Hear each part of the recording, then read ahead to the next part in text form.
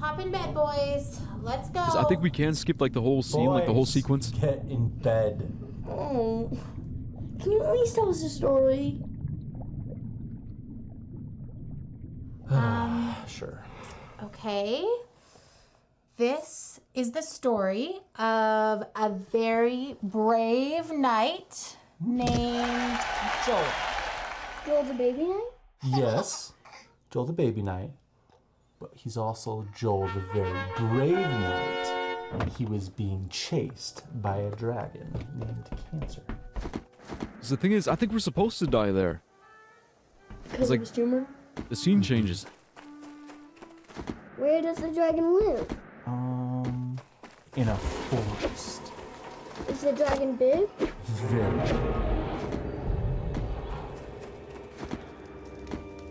Does the dragon breathe fire? So much. Fire, you guys. Yeah, see, look, I dodged it. Alright, we might have to... I think we're just gonna have to skip this scene. Yeah, it's bugged. I have no way, I don't know how to unbug it. So that's chapter 9. So just go to chapter 10. Look, we just have to skip it. Maybe we'll watch a video of like what happens during that chapter. But for now, we're just gonna have to skip it.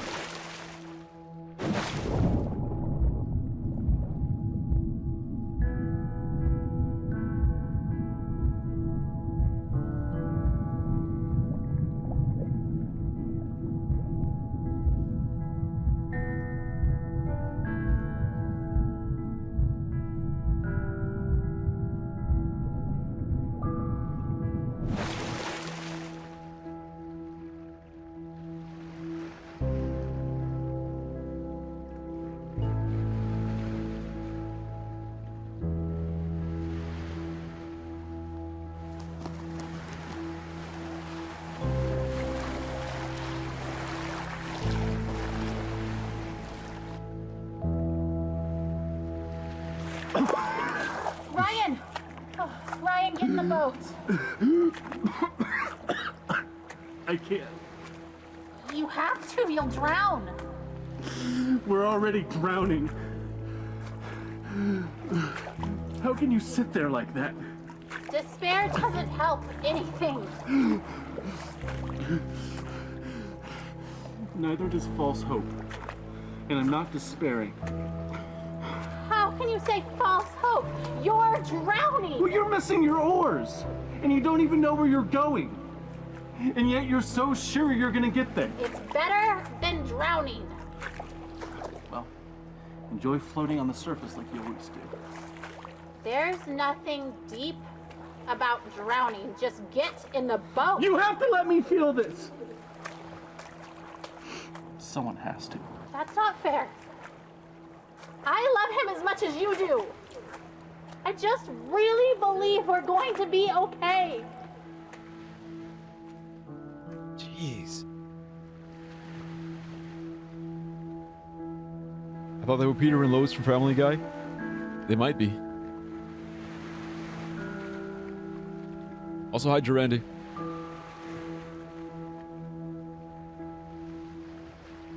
Hey, Peter. Yeah. I mean, it's the accent, right? It's that northeastern accent.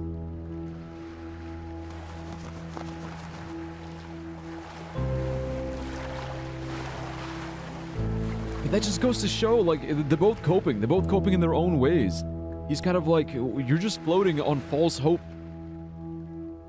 And she's like, well, you're just giving up. The hopelessness. So it's like you kind of have to choose. Would you rather be completely hopeless or have some kind of false hope? Like, what's the right way?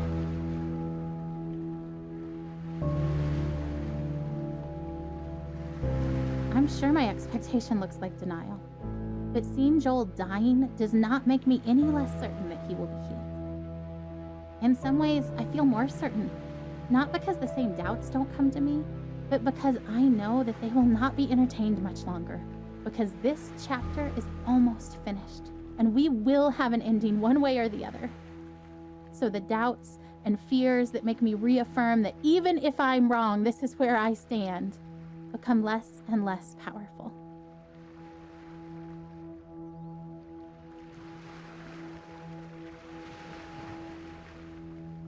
People's conciliatory words of comfort meant to reassure us and help us accept Joel's death don't sit well with me. They aren't offensive because I know the heart behind them is good, but they are weak words because it's so obvious to me that death is the given. I don't have to work to be ready for it or accept it. It is coming whether I would accept it or not. It has been coming slowly for so long. I don't have to work to understand that Joel is dying. It is obvious. Heaven is amazing. And so I'm not worried about death. It will come regardless of where I stand and wait. But now, death is circling close enough for redemption to finally feel closer.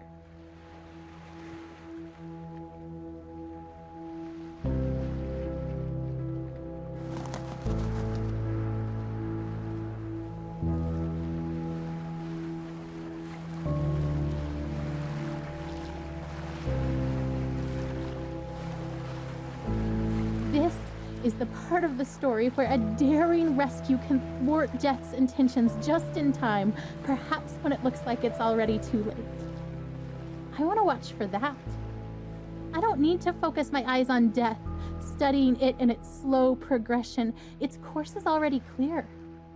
But there is a glory that is coming, and its journey to us is wild and quick and frightening, and I want to be watching for that glory. I want to stand trembling in awe before God and His power. Not sure that this thing that we've asked for is something we can quite manage, but trying anyway. Death is the given. But the life that is possible now for Joel, the miracle that could come now that death is so close, is something worth pursuing, worth risking everything to see with my own eyes.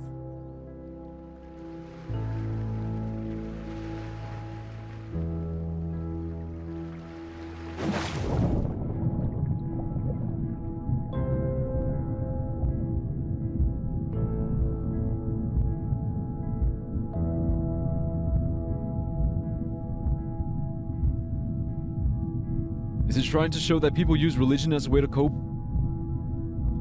It's not trying to show anything. You know, all this is real. This is a real story. It's not trying to show. It is showing. This is a real mom. This is a real mom grieving and mourning her child with cancer. This is how she was coping during the last moments when they got that final diagnosis that he was on his way of dying. It's trying to portray a real life scenario. It is a real life scenario. It is real. This is based on a true story. This is what happened.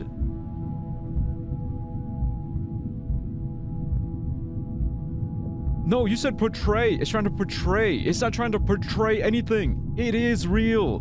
Portray. You know what portray means? Bruh, Google portray.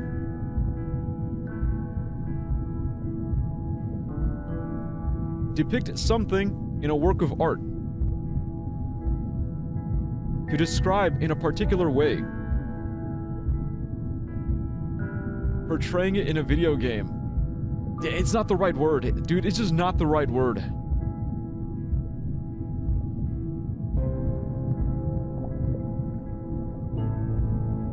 Yeah, meanwhile, bro over here is losing it.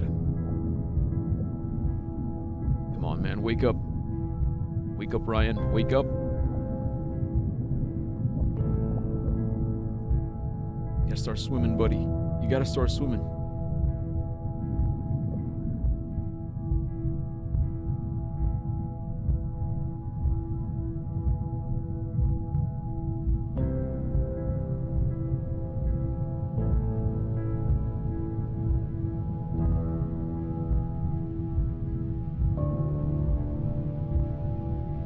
The dictionary literally proved me right? No, because it said depict. Depict in a work of art. It is a work of art, but like, depict isn't the right word. Yeah, because depict means to show or represent by drawing art or some other. It's like, there's like that veil. There's that veil where, oh, we're just acting it out. We're acting it out. We're pretending. Like, we're just pretending. We're just acting it out. We're emulating. Like, we're playing pretend.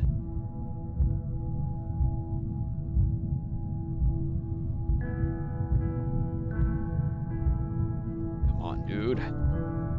It's getting darker. I don't know if we're getting closer or not. Come on, man.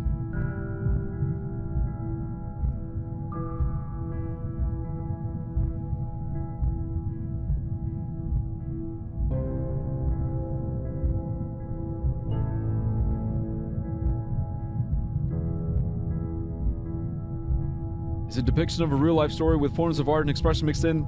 They didn't literally float through the cancer-filled ocean. It's all metaphorically. All right. Look, I get what you're saying, but that first sentence, you gotta be honest about that first sentence. You said, is it trying to show that people use religion as a way to cope?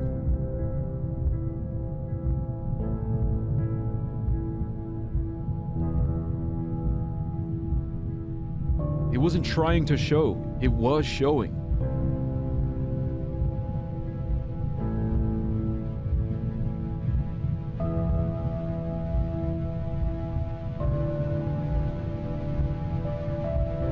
Giving up on you, Ryan. Come on. I don't know what I'm doing wrong. I'm gonna figure it out. I'm gonna get you out of here. You're drowning.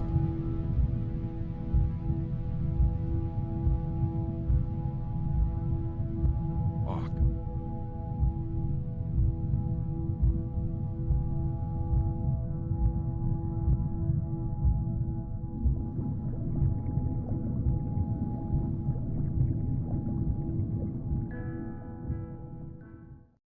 Ah.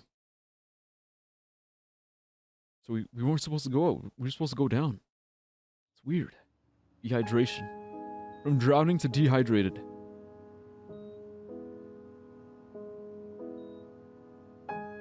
Huh. The sunset looks pretty from here. The orange glow cast on the wall. Better than the muted colors of this hospital. I wonder why they choose blues and greens. They, the ones who choose the colors that heal. Green for life. Blue. For comfort. Purple stripes to hide the stains. This chair is too small and sticks to my skin. I hate vinyl.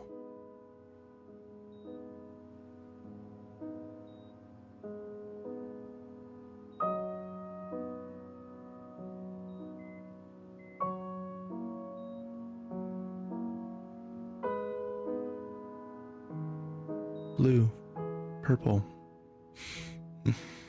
The ocean, maybe? No, under the ocean. Silent, warm, and salty, like tears. He won't stop crying. I don't blame him. He feels miserable. I hate that we're here. I hate that he's sick. I just want him to feel better.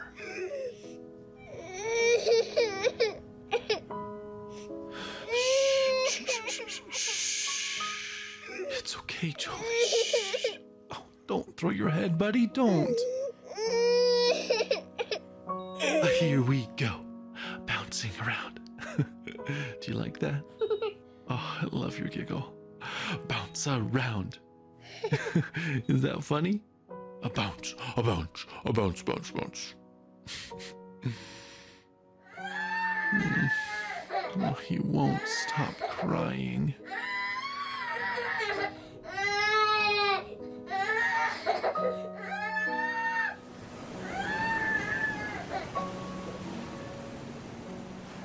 I hate this room. I didn't used to. For a moment, it was an adventure I was cast as the compassionate and caring father, holed up with his fragile son in a small cleft in the rocks.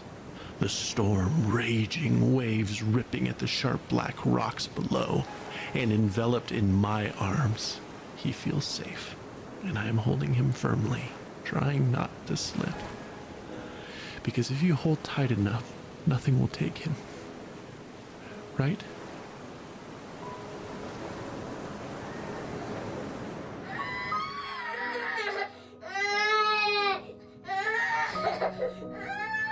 It's all right. Hungry. It's all right. I wonder if he's hungry.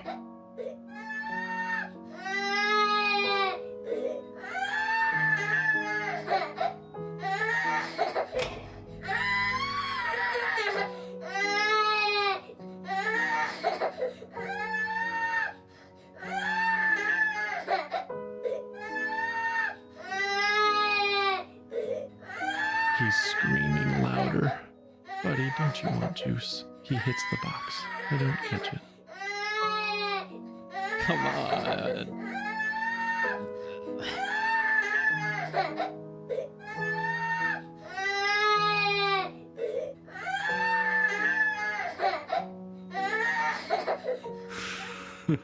He drinks it greedily. Big, deep gulps.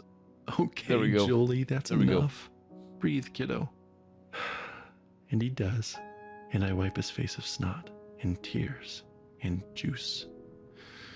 And then he vomits, and I catch it. I always catch it.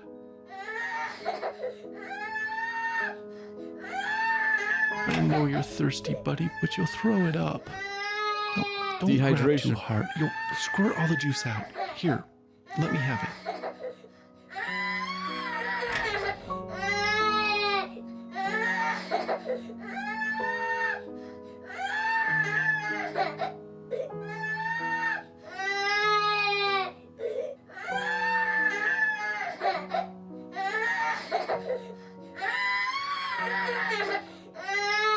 It's so late, Joel. Lay down. I can't hold you. I can't make you feel better. Shh.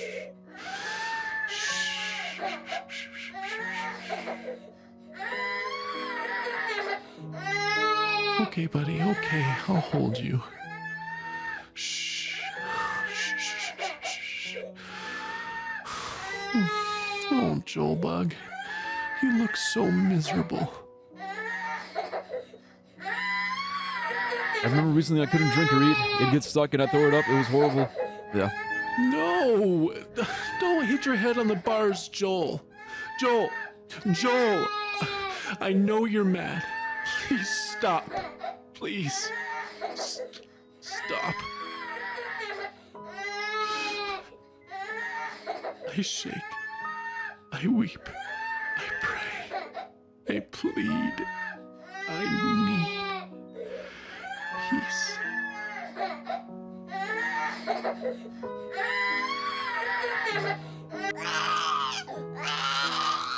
I am empty. You are. I don't know all that you are. You are there. I want you here. I want you to call my son. I cannot. And you've brought us this far. He's still here, not dead, not there, with you. God, I want him here with me. Please.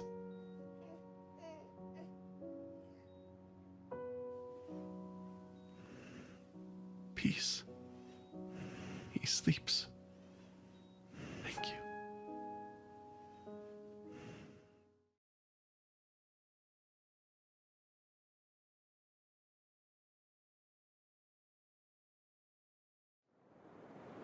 Used to be still.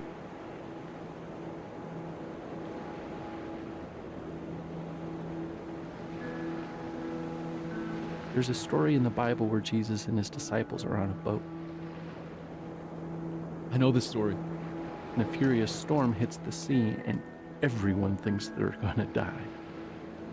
Where do you think Jesus is? rowing alongside them? No. He's asleep in the back of the boat. So his disciples are freaking out and wake him up, and they say, "Don't you care if we drown?" So Jesus gets up and he says to the storm, "Quiet, be still."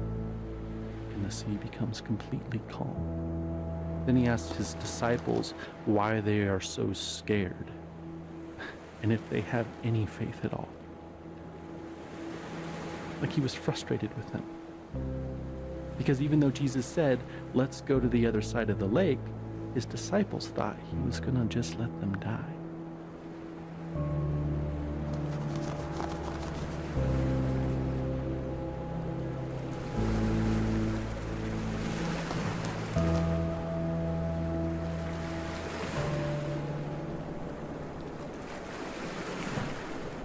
Where are we going?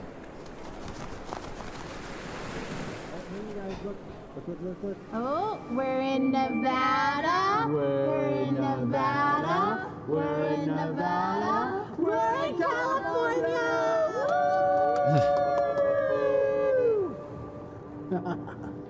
So, now that we're in California, how much longer to San Francisco? About 3.5 hours, bud.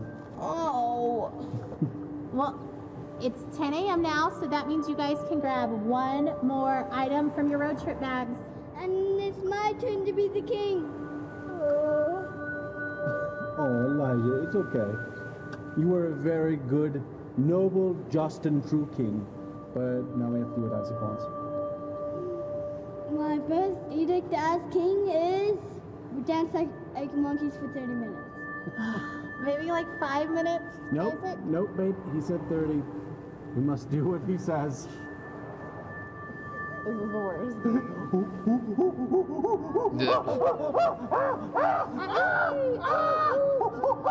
Someone make Elijah the king.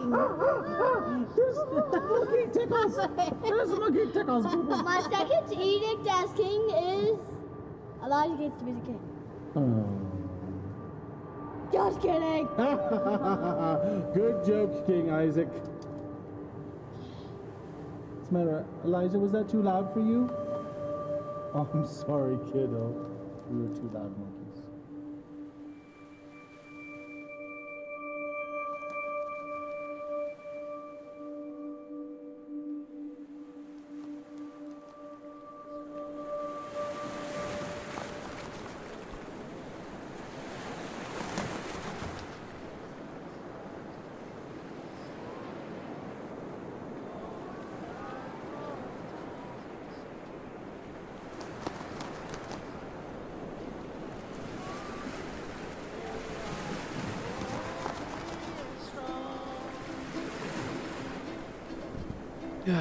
We still don't completely know. It happened when I went to a Greek restaurant with my father.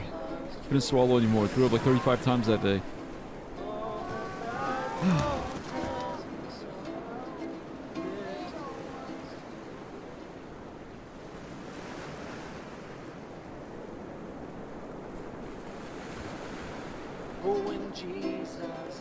So Joel died.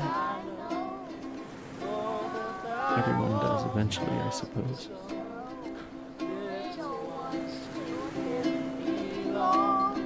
They are weak, but he is strong. Yes, Jesus loves joy. Yes, Jesus loves joy. Yes, Jesus loves joy. La, la, la, la, la. He loves Joe so much. Oh, he loves Joe. The Bible tells me so.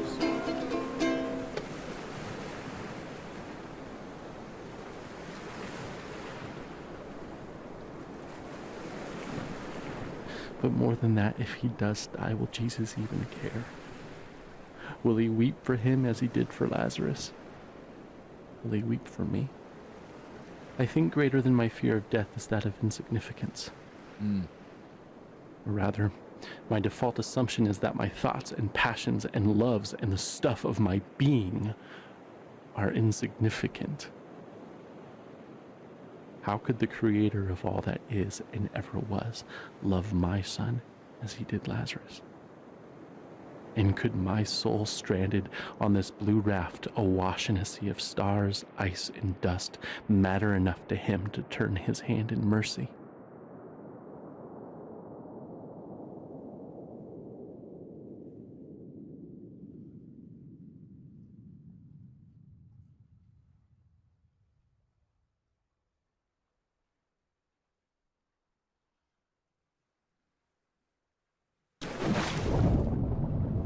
Even while Jesus wept for Lazarus. 5 minutes later, he raised Lazarus from the dead.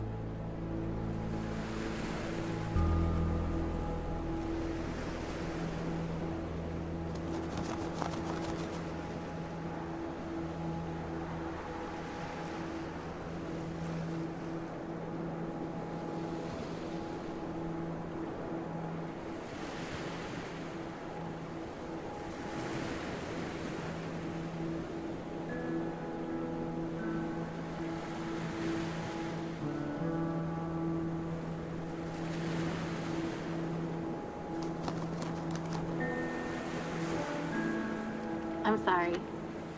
I should have known we'd both end up in the same place. We always do. It just scares me every time. I just really believe he'll be healed. I know you believe too, just when you act like that, I get all unsure. I don't know that. What do you mean? I just hope that. I don't know.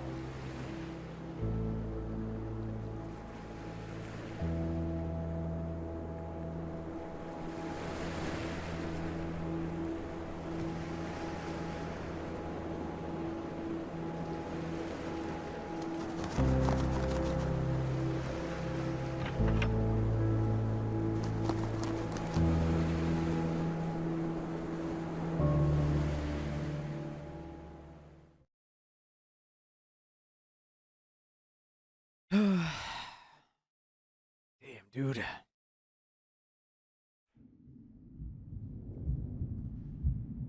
The temple of God. So again, there's a lot of there's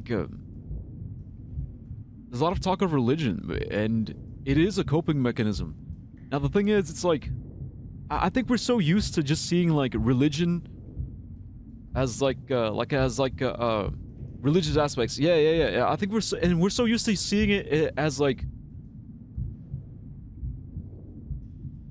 as a concept, right? Because we're so used to seeing it as like almost represented like in a bad way, right? Like I don't know about you guys, but I think like I grew up in a Catholic family, but we were very like casual. We were Catholic, but really like casually Catholic. Like we would try to go to church every Sunday, but it wasn't like, we weren't like super like hardcore Catholics or anything. This game makes me eepy. That's good. And then eventually you grow up and you're kind of like, oh well, it's like, it's kind of like whatever, right? It's, you believe in it, you don't believe in it, it kind of doesn't matter. It doesn't really matter. And then sometimes you'll even see movies. You'll see like movies and like shows where like really crazy religious people are seen like in a bad way. There's this scene like as these like crazy zealots who like want to control other people and fuck people shit up. Self-governed Catholics, basically. I think so, maybe in a way, yeah. But I think that's why people like, they tend to shy away from like religious stories, because if they don't really believe, then for them it's a bit weird. It's a bit weird to see someone else who does believe. Someone who genuinely believes, not in a very like toxic kind of way, but like in a genuine way. Like they genuinely believe, that they're genuinely holding on to hope.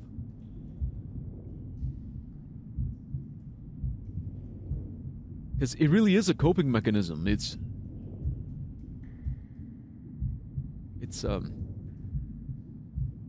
It helps people get through the day. Like when they're feeling like really sad and anxious and worried about like their lives in the future and everything, it's like they put faith in something besides themselves, or something greater than themselves, and they hope for the best.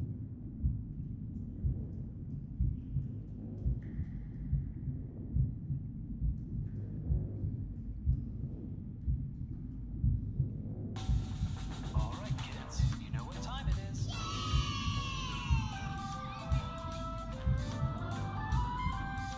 Got the iPad.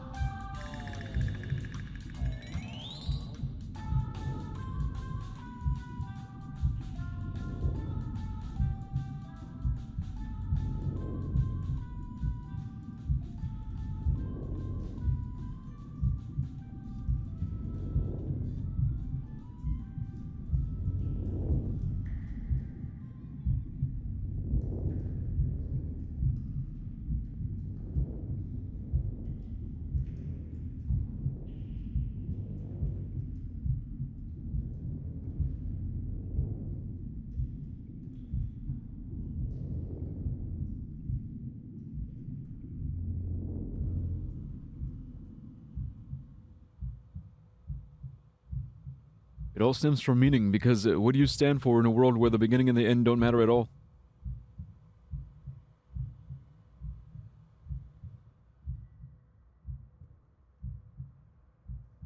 I think it depends on who you ask. The beginning and the end don't matter? Says who?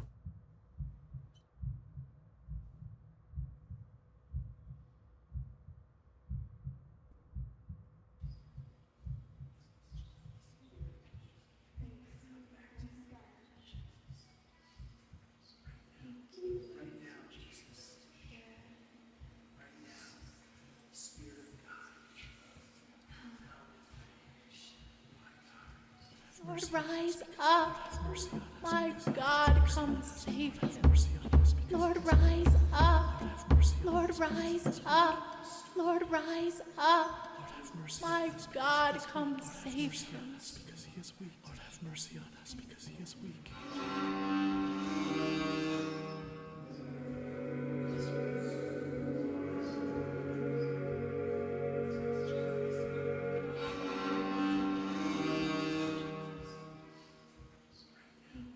Oh, Lord, my God, let this boy's life return to him.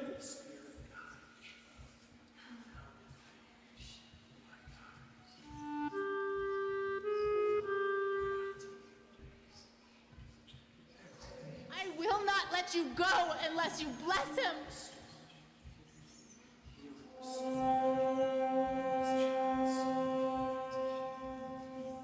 Father, I pray that you would bless them mightily. I pray that you bless them in their finances, you bless them in their health, and you bless their children, Father. Father, I pray that they would continue to be able to deal with every situation that comes up with raising each of their boys, Lord. Father, I thank you for the way that you're raising them, because you said you're raising them.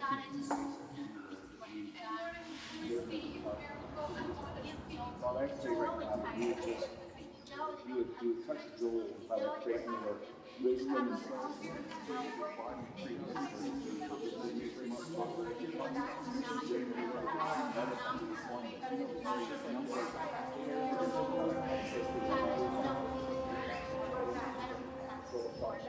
Lord, rise up. My God, come save him.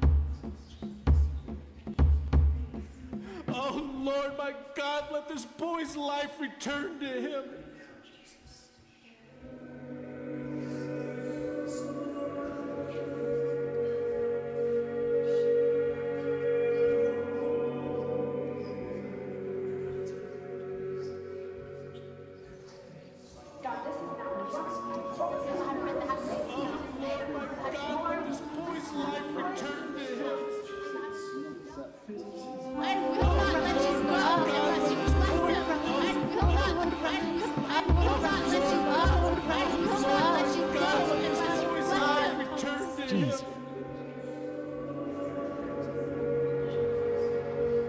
I'm not sure what to do here.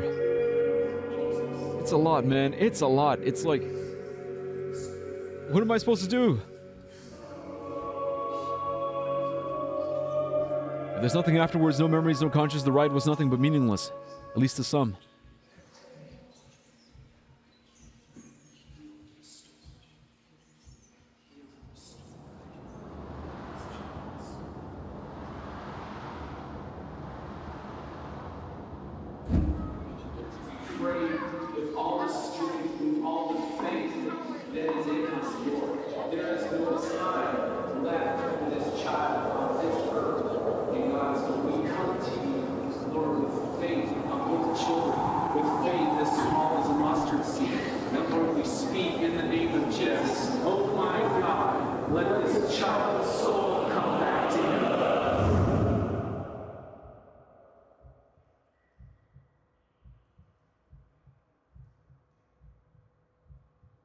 Good night, Rain.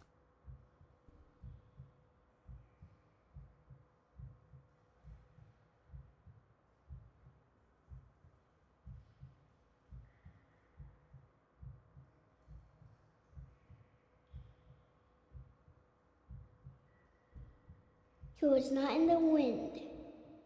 He was not in the earthquake. He was not in the fire. He was here in a gentle whisper.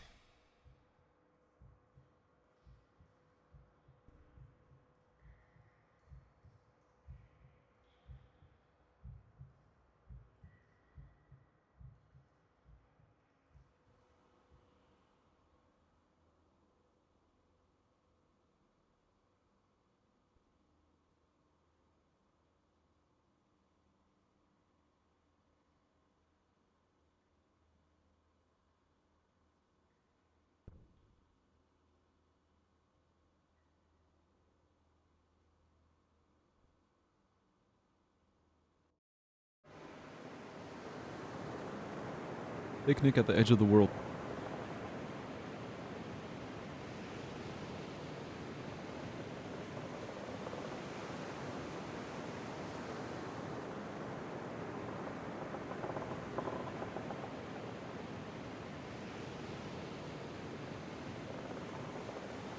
Yeah, also the part where you said it's starting to feel like a cult.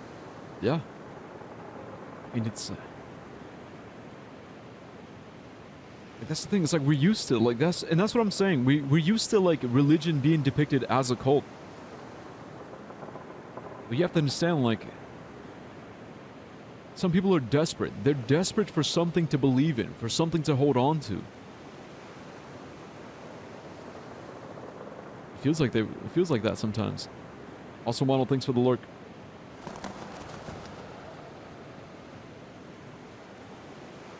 To Amy from Ryan. So here we are.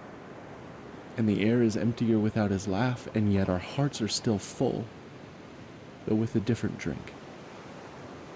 And this ride we've been on for so long is silent. And so also the Lord. And so we sit here in this new silence and long for the music to start again and for the disc to spin again, even if it means going round and round for many more years. For at least we would be moving and Joel would be laughing here on earth and not only in heaven. But in this space, I sense his silence is only because he is drawing his breath. And now we know love and longing, empty and full, all in one moment. And I am grateful that we loved him well, and that we miss him well. And I hope that in the Lord's next breath, he will whisper his love song to you, his beloved, and that you will know him differently and more deeply. But now, we grieve in silence, yet not without his presence.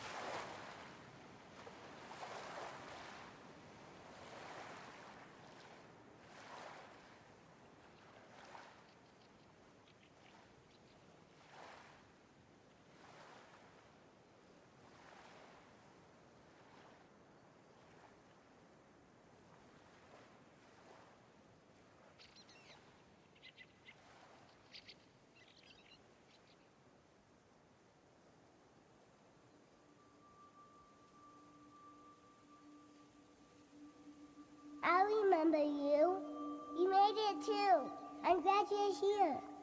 I love it here. I bet you have liked it too.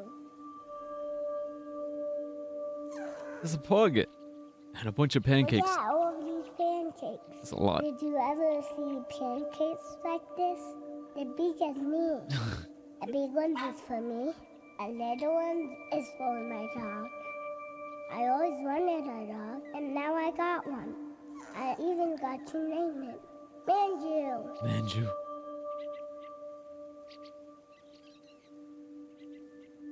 We're blowing bubbles. Oh, bubbles?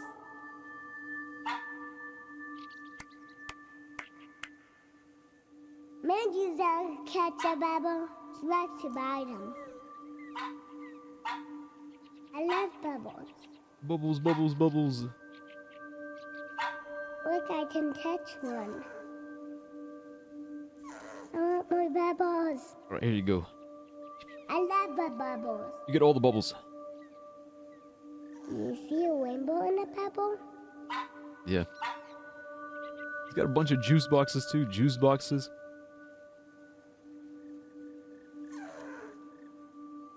Pew, pew, pew, pew, pew, pew. Come here, Manju. Have another pancake. And dogs eat pancakes. Wait, he's dipping it? Oh.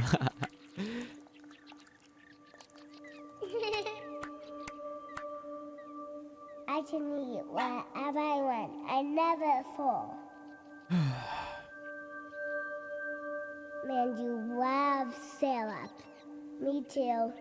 Syrup is my favorite part.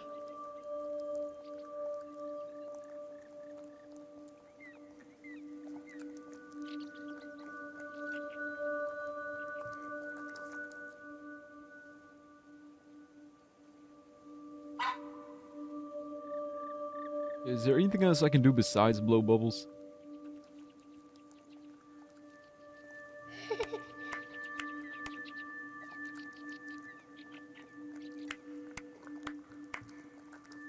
These are the best pancakes that I ever had. I love them. These are the best pancakes that I ever had. I love them.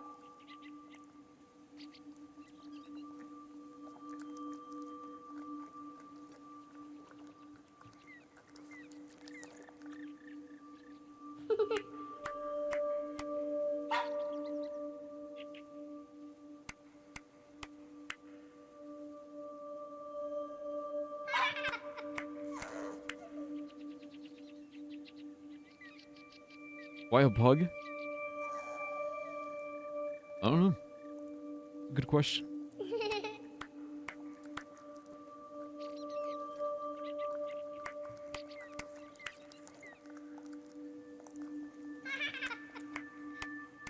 Bubbles.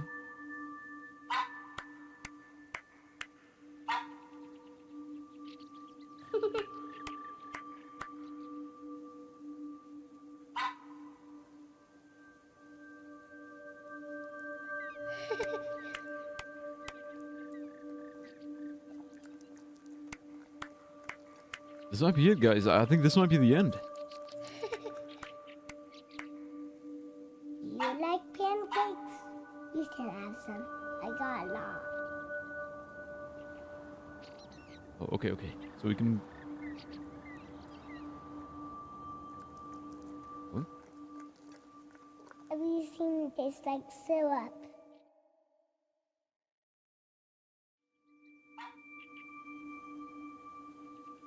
Okay, we were floating away.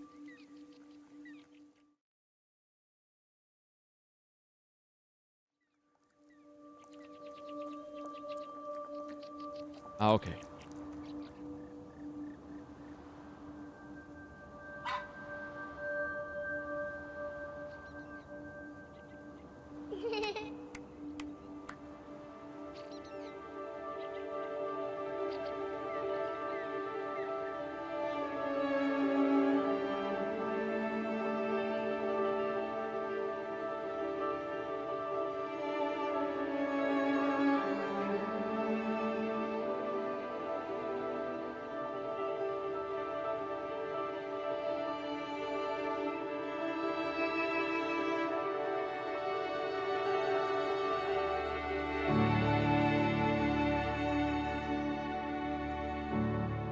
Thank you for playing. Man. Joel Evan Green.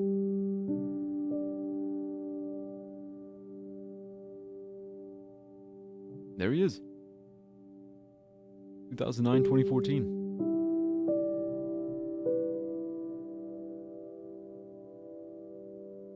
He was what, 5? 5 years old.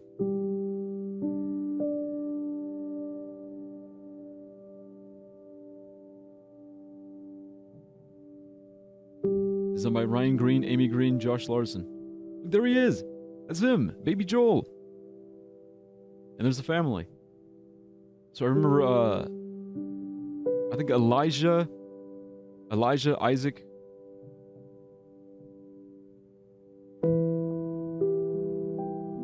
I don't know, I forgot the other one. So it was 4 boys. They had 4 boys.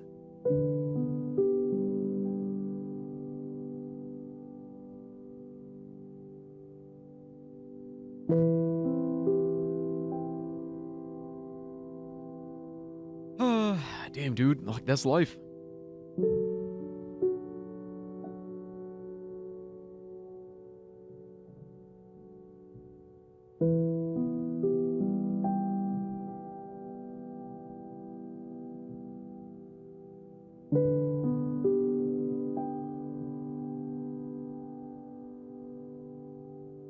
Life is God playing dice on millions.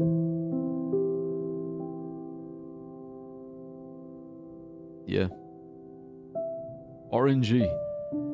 It's frustrating. Like, so much of it does feel like RNG. It's just RNG.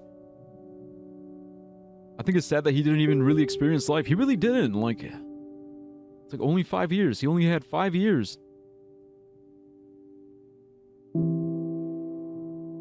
So the part where he was crying, like, that really, that was really the saddest part for me.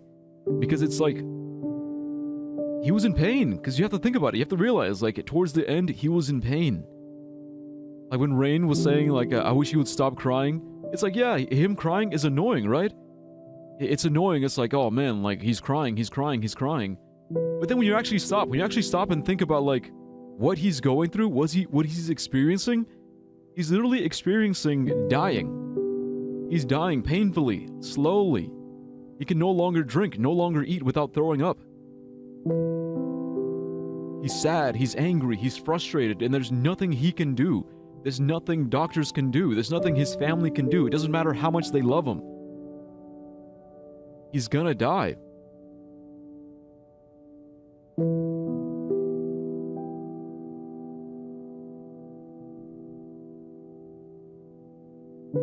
And he did stop crying. He stopped crying. Because, like, that was him dying. Like, that was it.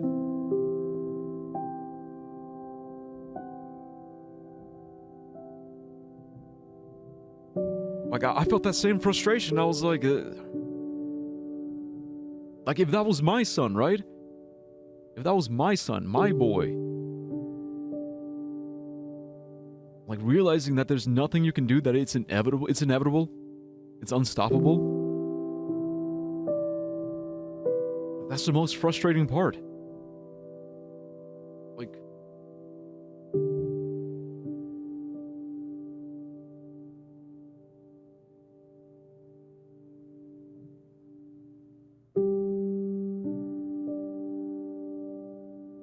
yeah, exactly, where he wouldn't drink. I felt that. Like, if you got cancer at that age of 60 and it'd be terminal, then, like, GG was good or okay life. But at the age of 5, it's really sad, yeah. He couldn't even agree to euthanasia just to stop the pain. Yeah, I don't know.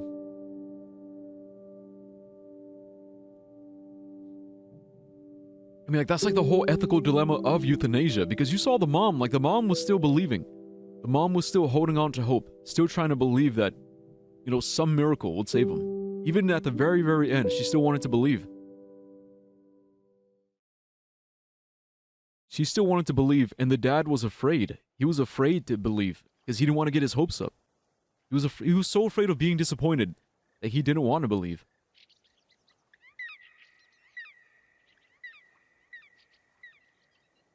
There you go, guys. There you have it. That's it. Like, it kind of sucks that, like, that one scene was bugged out.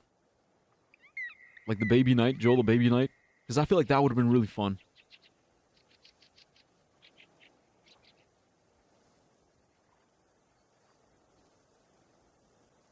But there you go, guys. That's the game. That's that Dragon Cancer.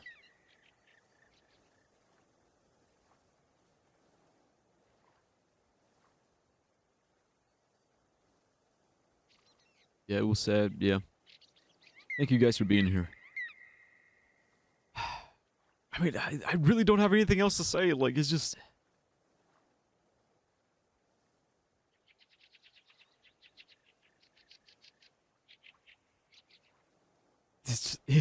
It is. Like, this is what happens. This is what happens.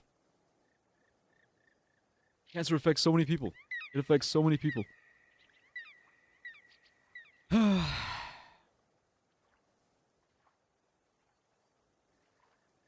All right.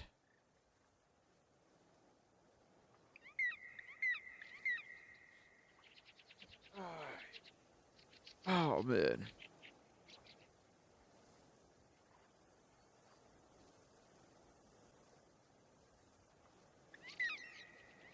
Yeah, I closed the game, but it's still going for some reason.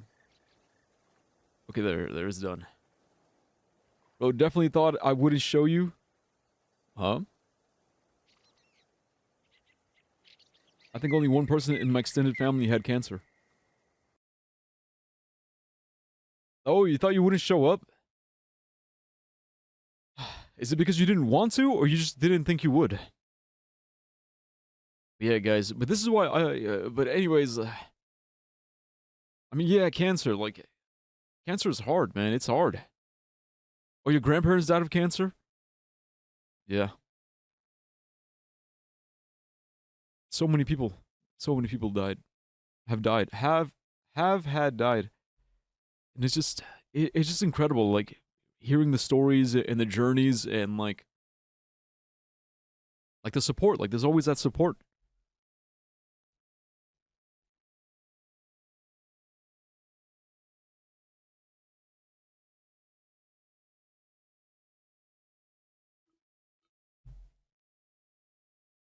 It was a brother of my grandma. The sad thing is that she couldn't even visit the funeral because he died in Moscow.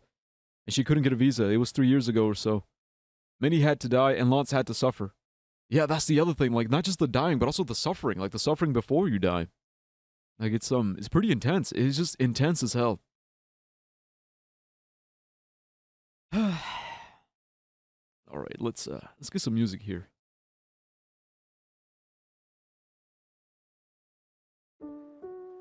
So we're done. We're gonna go back to just chatting. I think we're just gonna chat for a little bit longer, and then I'm gonna end the stream. It was a bit short, right? And it does feel a bit weird because it got, like, cut off. But I think it's better if we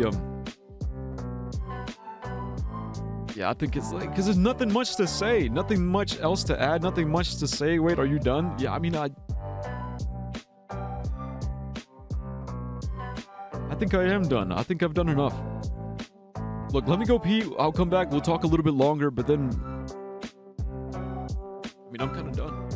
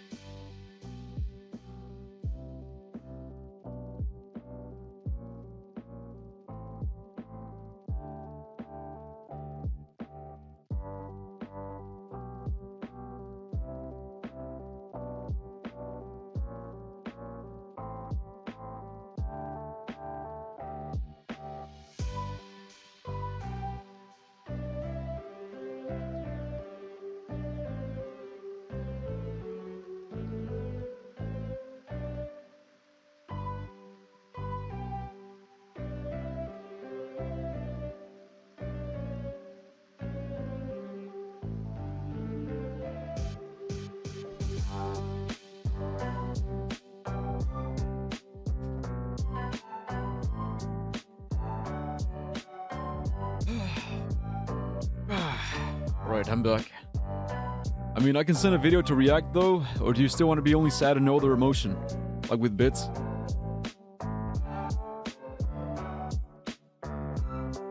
Nah, dude, no reactions, man. Come on, no reactions. Let's just...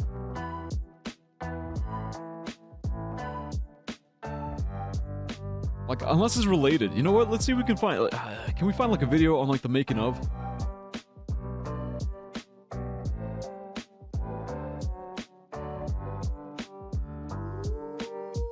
With Randy, 15 push-ups. Thanks.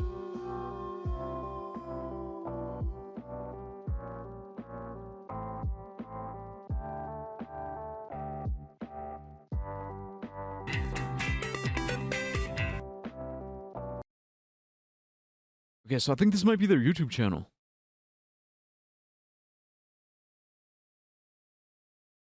Oh, wait a minute. Okay, so there was the game, and then there was okay, so apparently they also made a movie. So, thank you for playing the film about the video game That Dragon Cancer.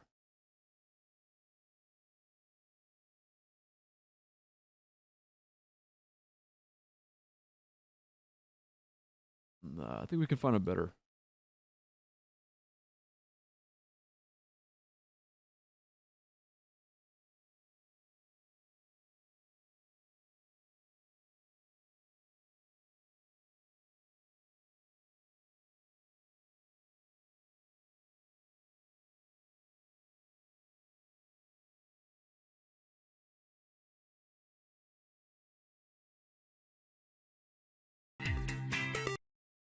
Here we go. Okay, so it's 2014 interview with developer Ryan Green. It was 9 years ago. Okay, 15 push-ups. Welcome to Family Gamer TV. I'm with Ryan Green via Skype to hear more about That Dragon Cancer. Now, we've talked quite a few times over the last year or two, but what's the latest news about the game? Well, this week, on Wednesday the 12th, we are announcing a Kickstarter, and we are raising funds to finish the game, which obviously... Okay, so I think this was before. So before the game got released. Because the game was released, I think, 2016? A sad game is Infinite Warfare. Everyone dies. It means that our we'll add it to the list. Original plan on releasing in 2014 is going to be delayed to 2015. And though we are excited about this Kickstarter and we're excited about the direction that the game has taken over the last year and a half. So, That Dragon Cancer, a lot of people will have heard of it, but there'll be plenty of people watching on the channel today who maybe haven't come across it. How do you introduce it these days to people who've not played it yet? Sure. We describe it a few different ways. One is like a point-and-click adventure game. If you've ever played Myst, Myst, yeah. Kind of Yeah. So it's interesting that he mentions Myst, because it kind of did have like a Myst. So I played Myst before, like on stream. It's like you're on an island, and it's like point and click. Point and click. You're going around the island and like solving puzzles. So it was kind of like Myst, but it was a bit clunky. Of course, like the story is goated. It was a great story, great, like really impactful story. I'm just like nitpicking the mechanics. The mechanics were a little janky, a little janky. Similar analog to what we do is it's a 3D environment in which you kind of explore it and you kind of unlock the story as you explore the space. For us, it's a bit more of a kind of an immersive and a emotional environment. The story is about Joel, our third son, who was diagnosed with cancer when he was 1 year old. And at 2 years old, we were told that he was terminal and that he would die within months. And it ended up that he lived for 3 more years. And so this game is an expression of our family's journey in the midst of that battle. Is this audio and visual landscape that kind of explores our memories, and in some cases we have audio from our home videos. Joel's almost 5, right? Yeah. But he can't talk. It's true. See, and that's what made it so real. It made it so real, like having like actual real audios. And I was wondering like where those audios came from. So it was from home videos. Joel can talk. Yeah, no. Why can't Joel? As well as dialogue and poetry, music, and interactions like playing with Joel and being with Joel. And Joel is who the story is about. It's an expression that you're sharing publicly by letting other people play the game. And I mean, it seems that it's had a really strong response, both in the gaming community and wider. How has that been, and has that led to changing how you're developing the game? I think one of the biggest things that we realized as we were showing this to others is just we were surprised and thankful with how deeply people connected with what we were doing emotionally. And yet the first demo scene that we had shown was a much more like emotionally raw and visceral experience, and so people were having very strong emotional reactions to it. And it was always our desire that this not be a game characterized by how sad it is or how it makes you cry, but because it is sad, but we wanted to express some of the joyful moments and the sweet moments, you know, like the bitter with the sweet. And so a lot of the scenes that we've been working on recently have been focused more on what Joel was like and who he was, and kind of capturing his mannerisms and his behavior and his laughter and the ways that he played.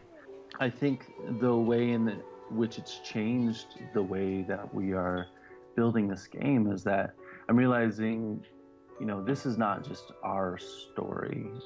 It is our story, and this is about Joel, but Joel is one of many children, you know, that battle this every day. You know, even though we've been given a platform to work on this game and to share our story, you know, we can make room for other people in that space.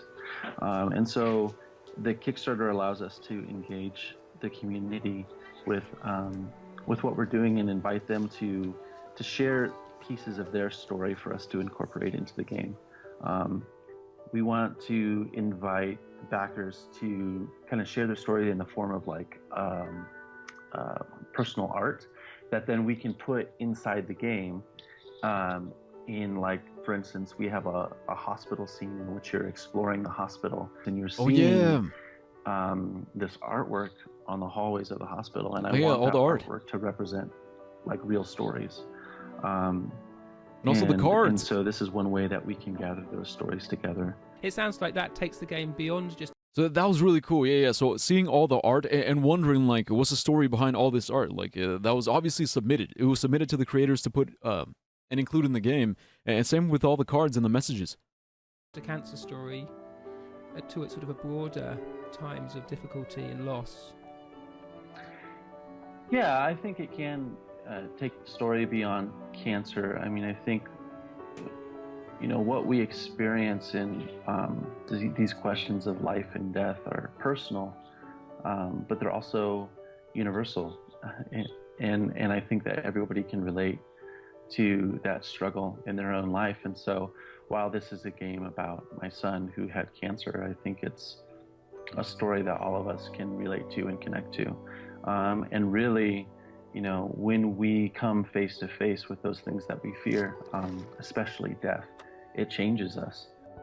Oh, wow. This is that conversation. I'm doing online school right now, so all while my friends are at school, I get done by 12 and can do whatever. Oh yeah, you got online school? Nice. Can't imagine we're having that conversation. Has had a recurrence of his tumor. Where is it? How big is it? Well, it's in the frontal cortex, and it's quite small at this point, but unfortunately the size isn't terribly important. Any recurrence means the chemotherapy has failed. This is a tragedy. So, I mean, hearing you talking there about facing death brings me to quite a difficult question around, like, last time we spoke, Joel was still alive and that you were at a different stage in your story. How's that affected the game and your sort of thoughts of how what you want to do with it? I've kind of said before, there's a certain bravado when you launch a project like this, and Joel was still alive and we were still fighting, and it seemed as though we would see the miracle that we were hoping for. And See, that's the saddest part, dude. The saddest part is, like,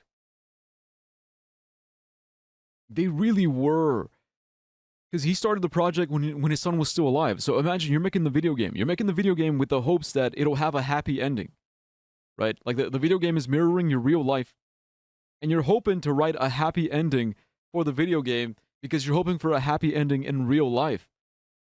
so there's a confidence, you're like, well, we're doing this and Joel is still alive and we're still fighting and this is going to be beautiful.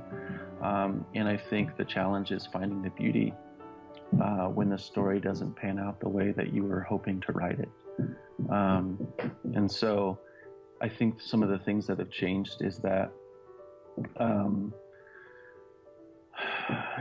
whereas before we were concerned about telling the details of everything that he had faced and everything that he had overcome and how he was still alive and how we were still going, it's become much more important just to show what Joel was like.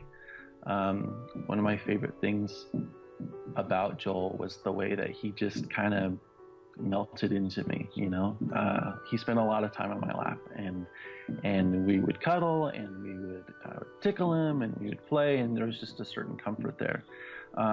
And so you would always find me holding Joel. And I think the other thing is that Joel's developmental limitations, because of the treatment and because of everything that he went through, made the strongest way in which I could connect to him was through play, and the strongest way that our family connected to him was through play.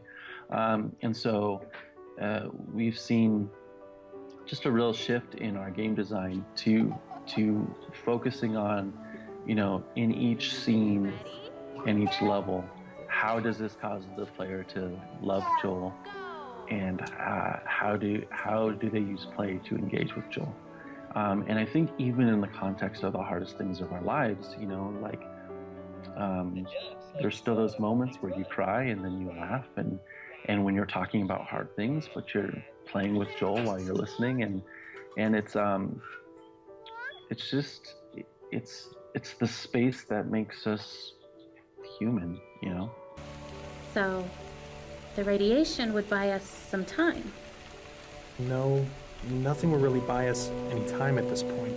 It just can make the time you have left more comfortable. Now, I know part of that Dragon Cancer is you're including some of your sort of story of faith and your Christian faith. Mm-hmm. And you've talked about how your faith has impacted the game. And I was interested to hear how making this game and this experience has maybe impacted or affected your faith. The story of our faith is not one that's done being written yet. I certainly think that this experience has Yeah, dude, it's gotta be rough. It's gotta be rough, dude. And this is why so many people lose faith. This is why so many people are like, oh, you know what? What's the point of religion? Like, religion is useless. It's useless, it's pointless. Believe, don't believe, it doesn't make a difference. That's why people are like, that's why they steer away from religion. So it really is so interesting to see how people rationalize. How do they rationalize it? How do they carry it? How do they... what's the point, It's like, it makes you question everything. What's the point? Jeez, it's rough. I think I see a God that's much bigger now.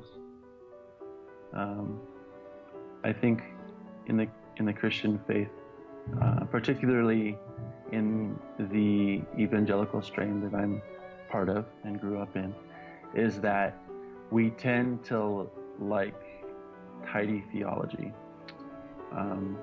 We like things that make sense and that are workable as systems. Just like, you know, in video games, a lot of times we like systems that always work. And if we depend on that mechanic or that system, then it feels good. I think with me, there's certainly, through this experience, God has become bigger and more mysterious to me. No matter what I say, I wish it was longer. And it's something that I'm learning to be okay with. Okay, I said fatal. I said not curative. Have I said the word death yet? This experience has not caused me to lose my faith, and I'm grateful for that. But it is a much more complex, it's a much more complex answer than I would have maybe given 4 years ago.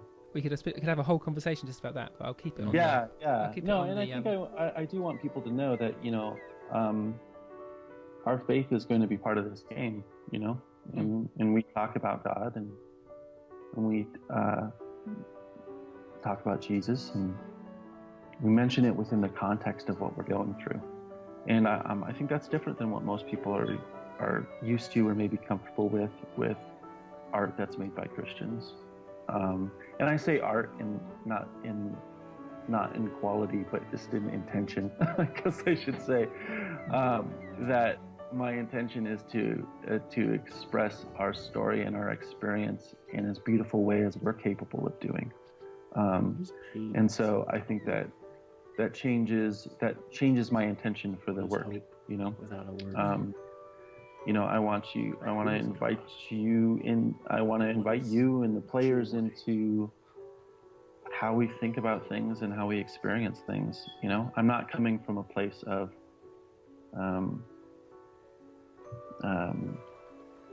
I know all the answers.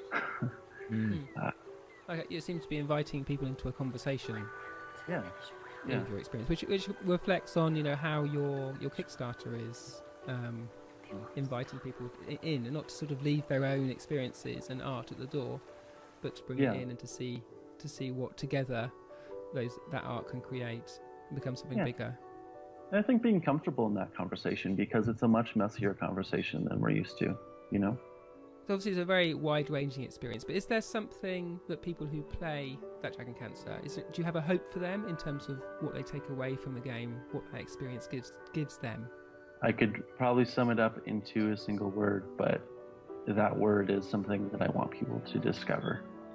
And if they discover that word, then I think that we've succeeded in what we intend to do. You won't understand. They will with time. You don't know that. They will. They're seekers. I hope that they discover the kind of peace that we feel in the midst of everything that's happened, you know? Yeah. So. Well, that sounds great. Wish you all the best with the Kickstarter. Thank you. I'm sure it will go well, and we'll look forward to catching up with you again, hopefully, and seeing how things progress. And all the best to you and the family. Thank you.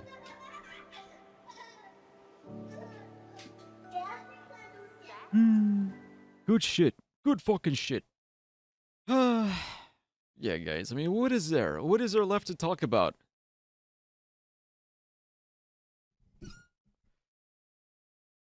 Look, I'll keep going for a little bit longer so I can fulfill my 4 hour time slot. But it's just like, yeah, like it is what it is, yeah. I feel like I cried it all out. Reminder, I lurk. Thanks for the lurk, Mono. Like, I already cried it out. I cried it out. I'm good. I feel good. I feel stronger. Stronger than ever. It's like, now I know what it's like. Now I know what it's like to have a son with cancer. You know, I've learned. I've learned from this experience. I feel strong. Mentally. Emotionally. I feel strong. Strong. Resolved. Like, I'm telling you guys, one day, maybe one day, if I I have my own kids, I'm gonna be ready. Like, I don't know if I will. Maybe I never will. But if I do have my own kids, I'm gonna be fucking ready. I'm gonna be ready to just be the best dad in the world.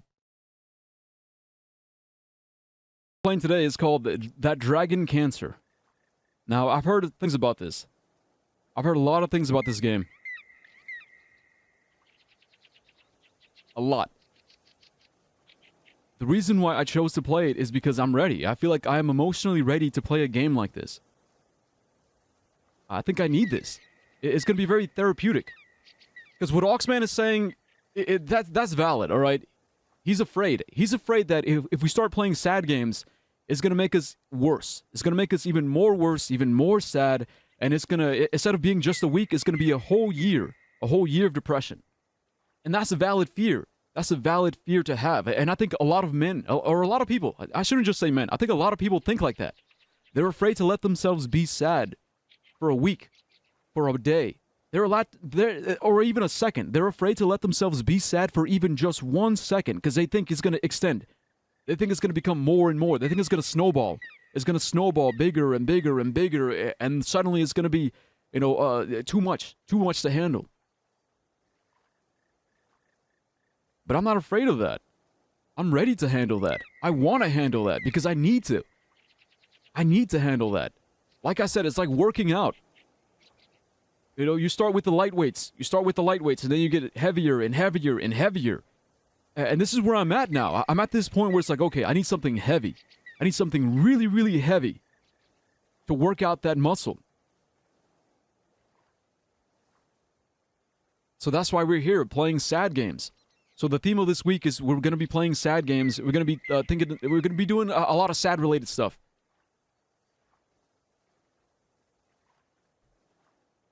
Because maybe you guys don't need it, but I do. I need this. Hi, Rain. Why do you think your little bros don't look up to you? Are they good things or not? You think my little brothers don't look up to me? Deepak, you think my little brothers don't look up to me? Bruh. Alright, that's hilarious. The reason why you chose to play it because I messaged in Discord that one spot on my skin looks like cancer, so you decided to fuck with me. Nah, dude. I didn't even see that. Yeah, I didn't even see that. Sad equals less productive, so you better be sad only when it's necessary. Only when it's necessary? Well, okay, I think it's necessary right now. I think it's necessary right now. You said before? What did I say before? You think I'm sad because my brothers don't look up to me? You heard it wrong? Yeah, you did hear it wrong. I'm joking? Oh, okay. I'm gonna go. Me and Mac and Sylvia are hanging out right now. Alright. Have fun, Rain. We're gonna be here playing sad games. It's sad boy hours for real, for real. For real, for real. Now look, I'm not saying you guys gotta be sad with me. This is more of a personal thing. It's just a bruise, though. Look, it's more of a personal thing. It's more like something I need to do to prove to myself. It's, like, I just know, dude. It's like, I look in my heart. I look into my soul, and I'm like, yeah, I need this right now. I really need this right now. Like,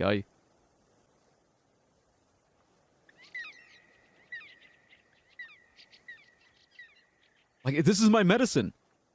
This is my medicine. And I don't expect you guys to understand it. If you guys are going to understand it or not understand it, like, it's up to you guys. Like, play? Yeah, let's just go ahead and play.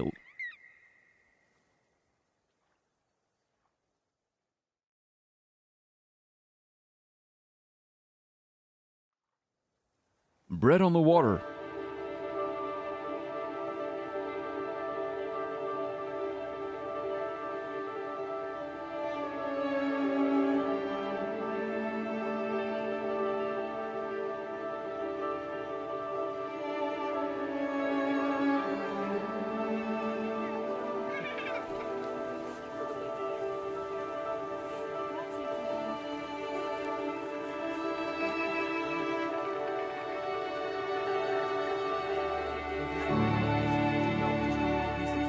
Duck.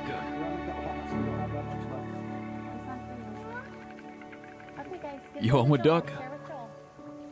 Quack. Yeah. We can move.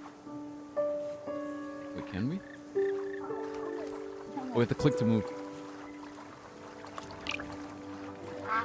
Bread. Munch, munch, munch. The other one. Touch the birds. No. Don't touch Another. the birds. No, gross. Yeah. Okay.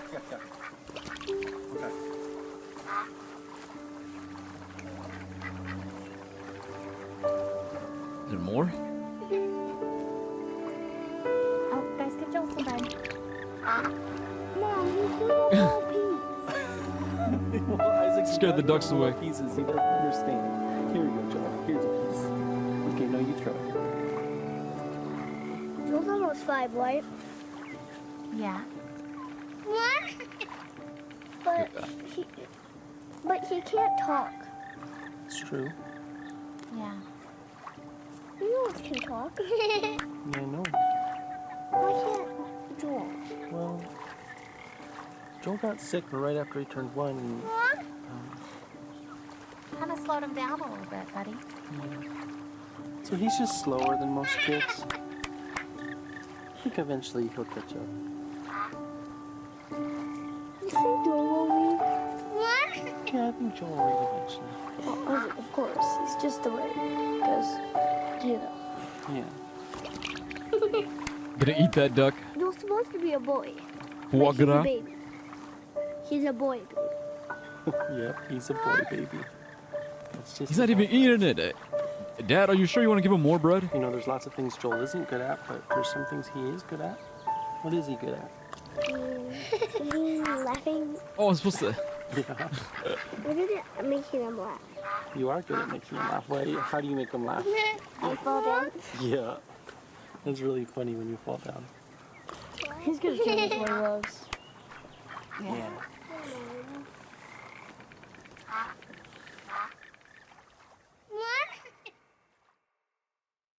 He stopped eating. Yes, because I was supposed to click. That shit is illegal in Germany, giving ducks bread. Park at the edge of the world. What does Joel love? Wawa. Water. In cups, bathtubs. And the warm, wet tongues and the cool fur of dogs. Dogs.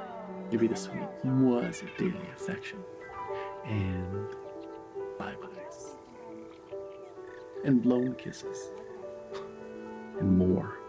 Oh, always more. This full list of words. Who's Joel? The kid? We're gonna find out. Few. So I think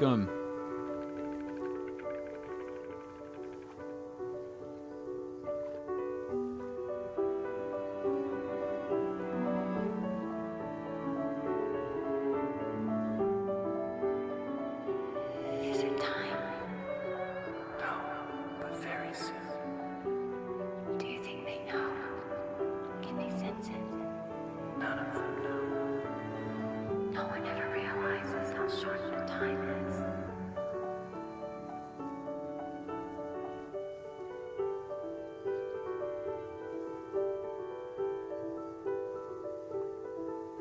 oh jeez.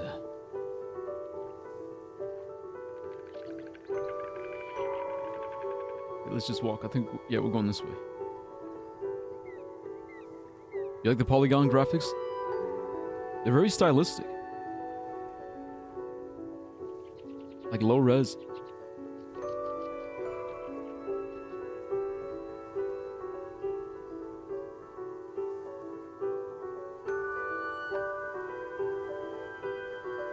Did you watch Inside Out too? No. Understand. They will with time. You don't know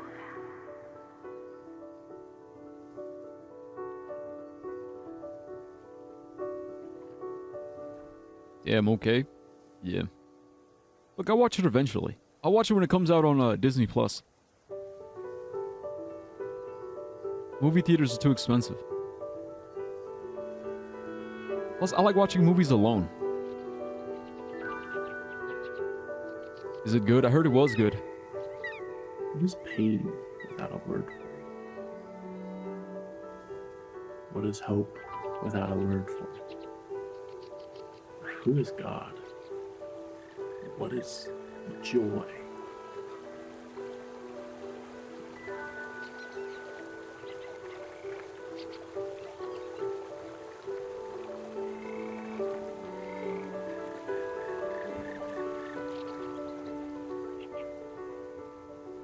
Who am I to him?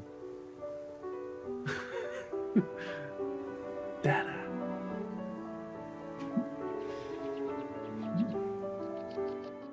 Were you guys saying change the category? I already did. I already did. Yeah, but it's called That Dragon. Not this dragon, that dragon. That dragon cancer.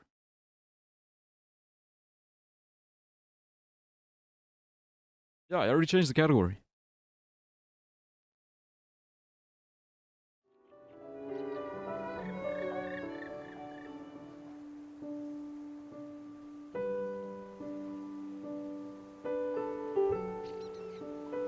Here we see a dad. He's the one narrating. And, here we see a kid. Just giving Jill a kiss. Give him a kiss. Can you give Zoe a kiss? Zoe kisses. You say hi.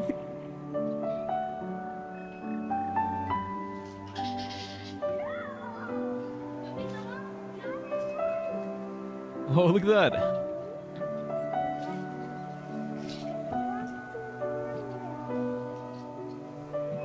Oh man, this is beautiful.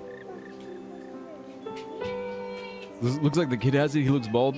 Yeah, so is the kid. The kid has cancer.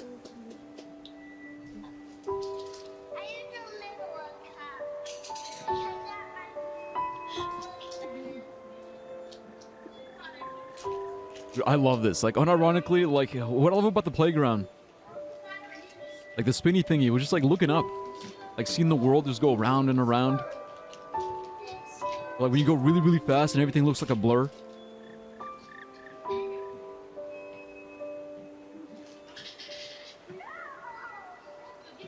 Both a feel good and a feel sad at the somehow. Yeah. Dude, emotions are complicated like that.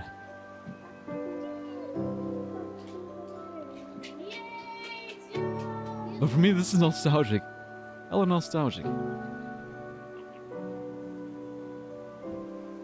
Alright, come on, kid. Joel. That's his name, Joel.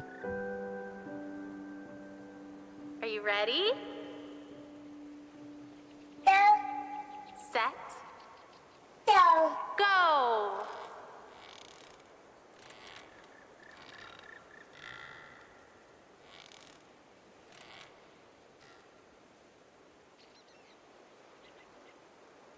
Again? Okay, Joel. Ready? Set. No? Are you ready? Set. Go! Okay, I did it too early, that's why.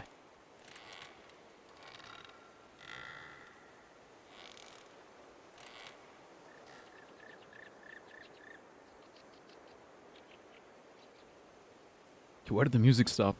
It's a bit eerie without the music.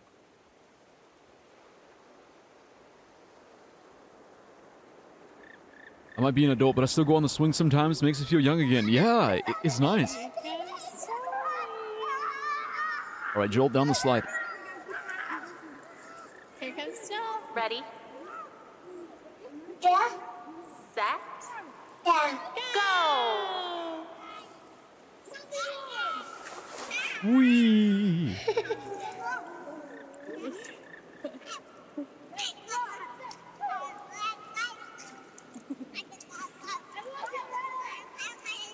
Oh, now we go on the slide. All right, guys. Like I was that kid who would hold on. I would hold on to like the handlebar up here, and I would literally like jump up and like swing myself, so I would go faster. Who are we? That's a good question. You ready?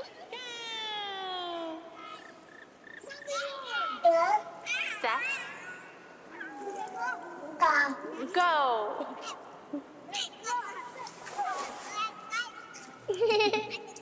Do we have legs? None that I can see.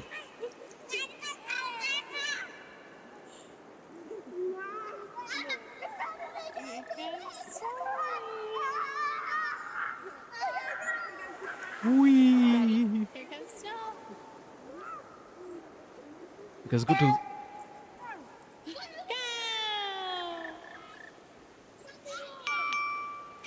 Hey, what's this? Snackies? What's my phone? Hey babe, just got done at the doctor. Now they think that maybe he's throwing up all the time because he has acid reflux. So they gave me a medication and we can give it to Joel, and they said we have to give it at least 3 full days, but that if he's still throwing up after that we can come back. And I mentioned the head tilt thing again, even though they keep saying it's not related, but you always have to mention that one weird outlying thing. So I told them how his head was tilted to the right, but they still say that that's probably not related at all. So I guess we'll just give this a try, and I don't know, I'll tell you more about it when you get home. Acid reflux. Yeah, but we don't have legs. Also, what Randy was saying about the swings, dude, I love swinging. I used to love swinging so much. I think the swings were like my favorite. Like between like the slide and the monkey bars and like all the tunnels or whatever, the swings were definitely my favorite. I liked the swings because like it was kind of scary, Who's that? right? Like Let's especially tell Caleb that Joel's doing really well. like especially when I was younger. Yeah. What do you think, Isaac? He's in a hospital, so they're taking care of him. And that's how he gets his food? His food goes through that too. Yeah. You want to touch him? Yeah? Wee. Pat his cheek, okay? Okay. Pat his cheek. Yeah. See? It's Joey. Yeah, like I was that one kid. I'd be like higher, higher, like more. I'm gonna go higher. And then once I would get like a little too high, I'd be like, okay, that's it, stop. And then again, like higher, go. He's in the hospital, so they're taking care of him. But like you know that split second, you know what I mean? Like that one split second of like weightlessness. You feel like weightless. You feel like at any moment you could just blast off into the space. Like you could just like detach and just go flying forever. Okay. Pat his cheek. Yeah. See? It's Joey. Wee. You want to touch him, Caleb? No? Okay. You can just pat his head over here if you want. The scariest shit about cancer is, for me, is that I'll be bald. Good for you.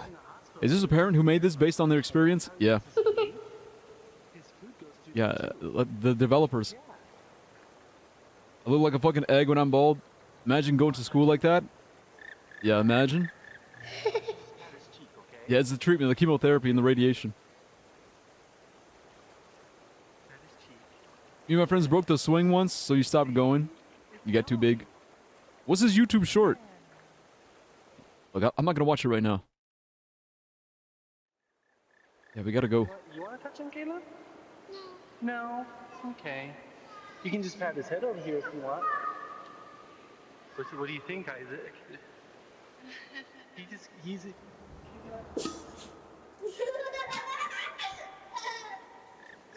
I think we have to go this way.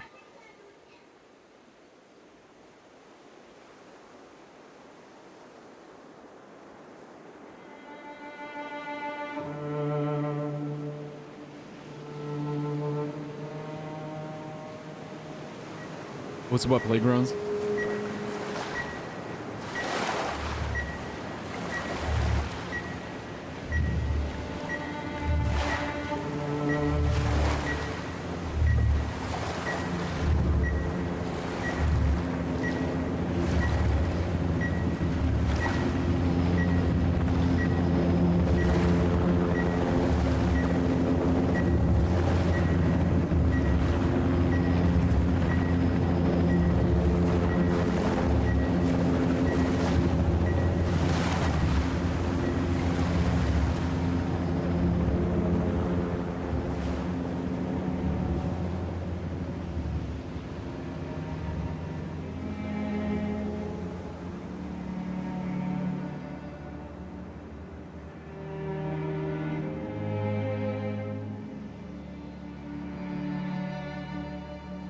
Fear is cancer's preservative, cancer's embalming oil.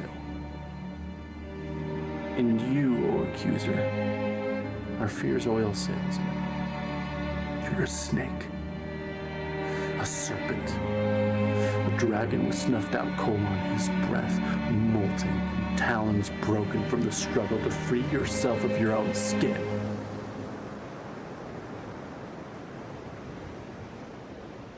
That's why it's called that dragon cancer. So he said the word accuser. That's biblical from the Bible. You know who the accuser is in the Bible? The accuser, the opponent, the enemy. Those are all references to the devil. You know what Satan means? Like the original word Satan means the enemy.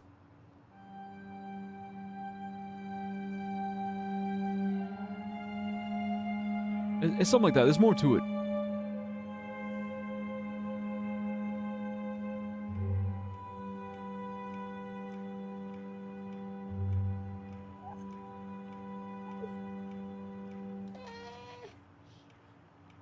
Hey, do you want to rock? Okay, let's rock. There we go. Oh, shh, shh, shh, shh, shh, shh.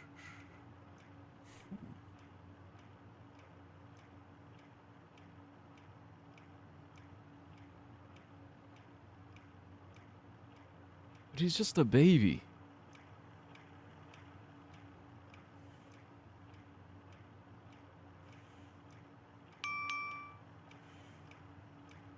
Hey babe, I was just thinking, do you ever think maybe Joel can hear better than he's supposed to be able to? Because I know, like, it's supposed to be moderate to severe hearing loss, but sometimes, like today, he hears music playing before I do. So I saw him dancing, and I had to look around to hear that a song was playing. And I just don't, like, if his hearing loss is that bad, I can't imagine. I don't know, I just wonder about it. Anyway, call me later. Bye.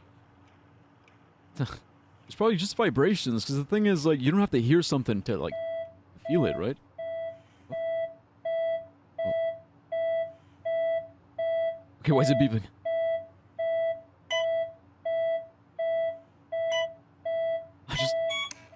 Okay, that did it. Is he okay? What? Oh, it's nighttime. Is that his wife? Yeah.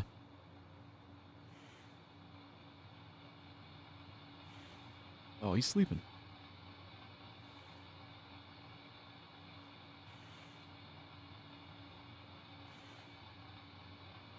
My boy, Joel.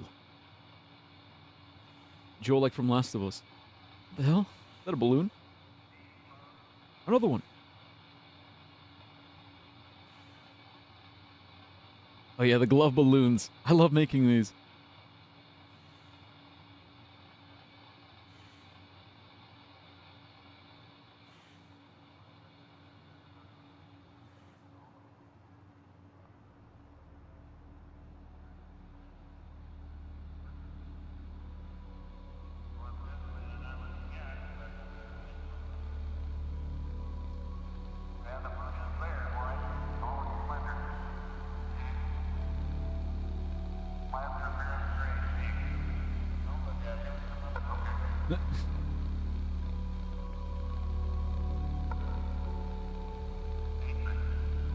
We can move them. Whee! Floating through space. Okay, we gotta avoid those things. Pretty sure. Yeah, pretty sure they pop our balloons.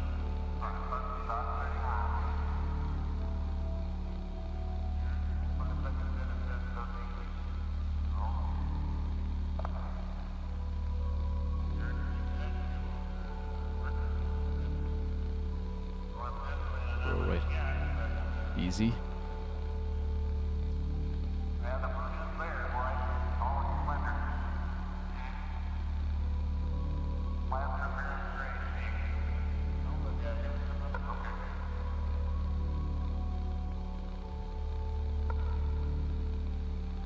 Whee!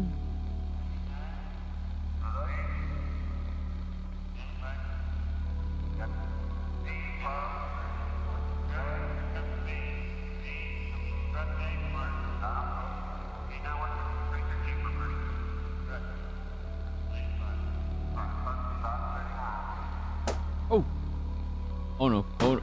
Oh no. Okay, we're fine. I'm fine. It only popped 2. Go. No, come on, come on. Who are you? No. Wait, where'd he go? Oh, he's over there.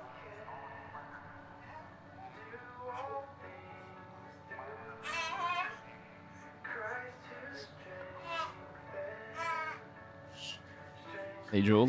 Little baby Joel. Baby Joel. How did you get there? Oh, hey. Oi. I just wanted to take a shower. Is that okay? Are you okay with Joel? Okay, thanks. Yeah, I got it, dude. Don't worry. Wait, where'd he go? Oh, he's over here. Okay, so this game does that a lot. The baby has cancer? Yeah. So these balloons are in the way. Come on. Fucking bots. It's like a therapy dog. Okay, we'll find the heartbeat.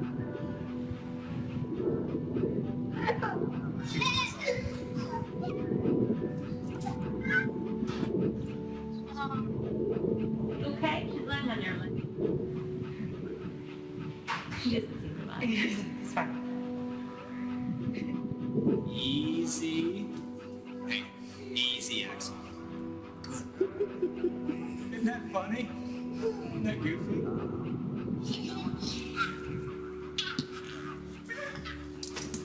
Babies this small can have cancer? Yeah. Doggies?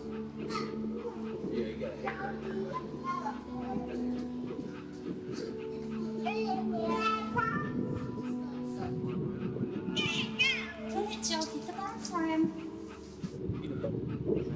Here we go, bud. Sit. Crazy. It's your real puppy. That's nice. It's like different like memories, different sound bites. Ah. So precious. There's a knock at the door.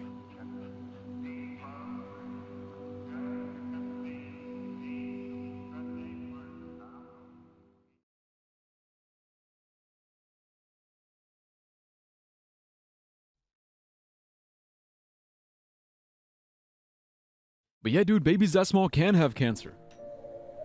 Like you think cancer has like an age limit? It's like, nah, dude.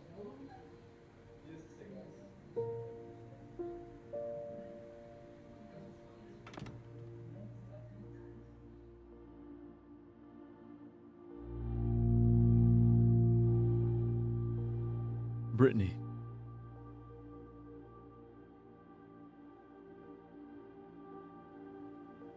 Is that, who's Brittany? Is that the mom?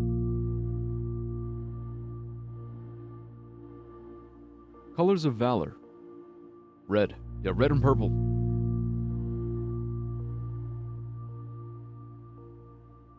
Destin Capuchin? Is that their name?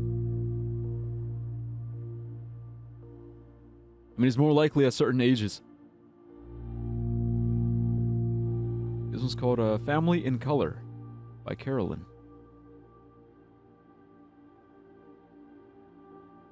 It's a lot of grass. Oh. Unusual Gravity by Hadriel. Oh. Is that watercolor? Sorry, I'm back. Welcome back. Starlight Hippo.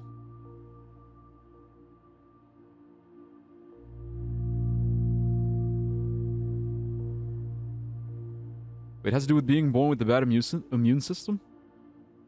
Is it just the immune system though? Like, or is it something more? Something else to it? Like, I'm not a cancer expert. Like, also carcinogenics. Like there's plenty of carcinogenics like in the environment. Like, it's not just your immune system being stupid. Because I know there's like a lot of like autoimmune diseases where your immune system is being stupid and it does fuck you up. Like inflammation being one of them. The immune system is currently killing cancer right now. This one's really good. Journey in Light and Darkness by Sylvie Walgreen. It looks like textiles, like a carpet. Cause you know, I've seen a lot of those. You guys ever see those carpet videos? Like I see them a lot on Instagram. It'll be like an Instagram reel of like people making carpets, and usually they'll make like anime characters or like Pokemon, you know, shit like that. But like for once, I would like to see someone, you know, do something original. Do something original with like their carpets. So imagine this, but in carpet form. That'd be really cool. What? I clicked off. Hey, who's this old man? The caption says, "Dance like no one's watching." Except maybe he's watching. Offspring by Chris Abbey.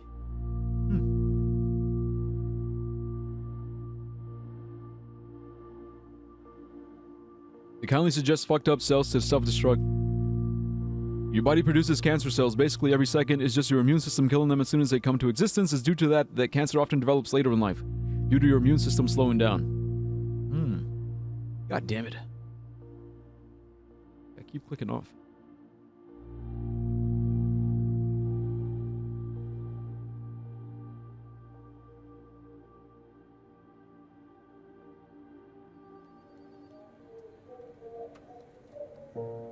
It's more shit. Still life.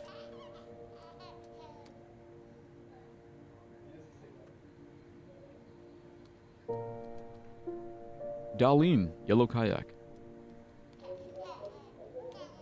I wonder, like, who are these people? Untitled.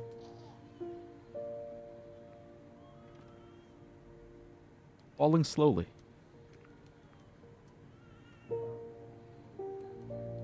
You keep seeing your waifu during this saddening gameplay. Yeah, it's so super random. She just shows up. She like jump scares the stream. Untitled. Jeff Stockhausen.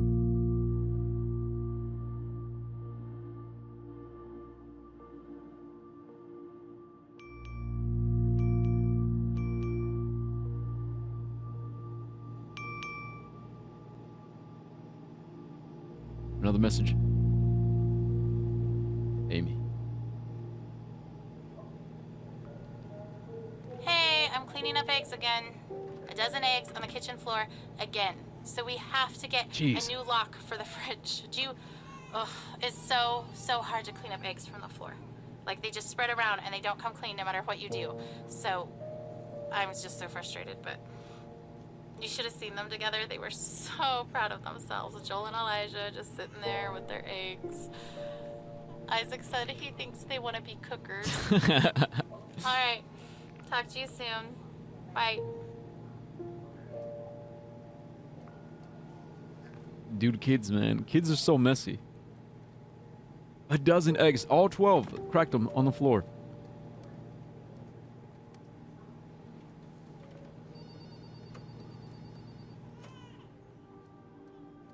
I think they want to be cookers. That's funny because I think he meant chefs.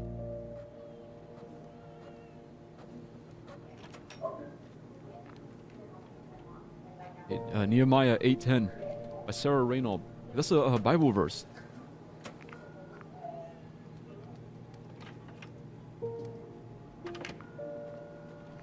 Okay, so it goes, Nehemiah said, "Go and enjoy choice food and sweet drinks, and send some to those who have nothing prepared. This day is holy to our Lord. Do not grieve, for the joy of the Lord is your strength."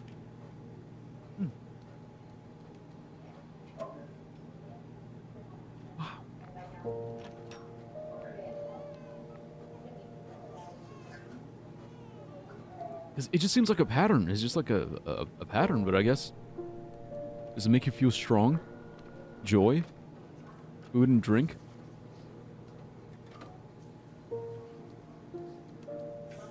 There's a lot of art on that side.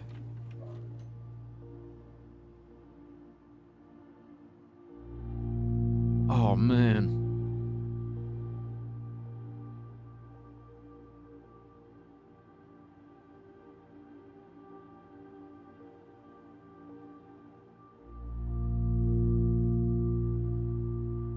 what's going on with the hands? Like, is that a ring? Then there's like a bracelet on that one. You guys ever thought about like how small baby hands are? I've always found that fascinating. Like just how small their hands are. Like literally their whole hand. They need their whole hand just to wrap around your finger. Dude, man, baby hands. I see a lion, a zebra, a pig. JAA. Bones are underdeveloped, so... I mean, yeah, because they're babies. Also, I thought if I'm getting diagnosed with dementia, I'm fucking killing myself the same day. Well, that's your choice. Gaia Orion Phoenix Rising. Oil on canvas. Dude, the colors. Colors are really trippy. Phoenix. Dude, what is this one? Your life is a precious jewel in the great gala. Oh, great galactic treasure, whose potential is something no one can measure. Move towards the one behind the many. A majestic purpose we all can find. Reach for the beautiful dreams that inspire humankind. The cosmos seeks to awaken your true self. Transcend the barrier of surfaces and discover your inner wealth. The winds of other power will open your sails and help you soar. Your home awaits you on the diamond-covered sands of the other shore. Whoa, bars. Galactic Treasure by Eli Williamson Jones.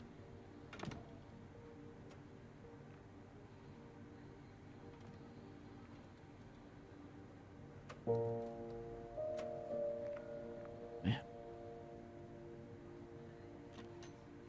Yeah, so you can tell there's a lot of biblical references here. So I'm guessing their family was kind of religious. Was like religious. See, and the thing is, that's fair. Like, I'm never gonna be the kind of guy who's like, oh, you believe in God? Yikes. Like, nah, dude, it's like everyone believes, like, in different things. I think you can believe what you want to believe as long as you're not, like, you know, hurting other people or, like, trying to impose it on other people. So, yeah, you can tell by some of this art. Because they're talking about, like, the other shore. So they're saying, like, when you die and go to heaven, when you go to the next world. Untitled.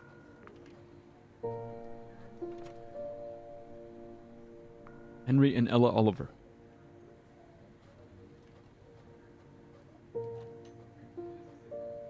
Peggy's Cove.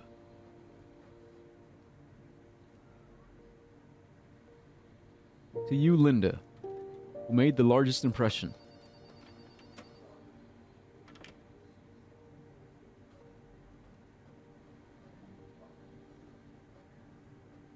You know, there's that German word. You guys know that German word? I always forget what it is. But it's like when you see somebody. It's like when you see someone and you realize, oh, this person, they literally have like their own world.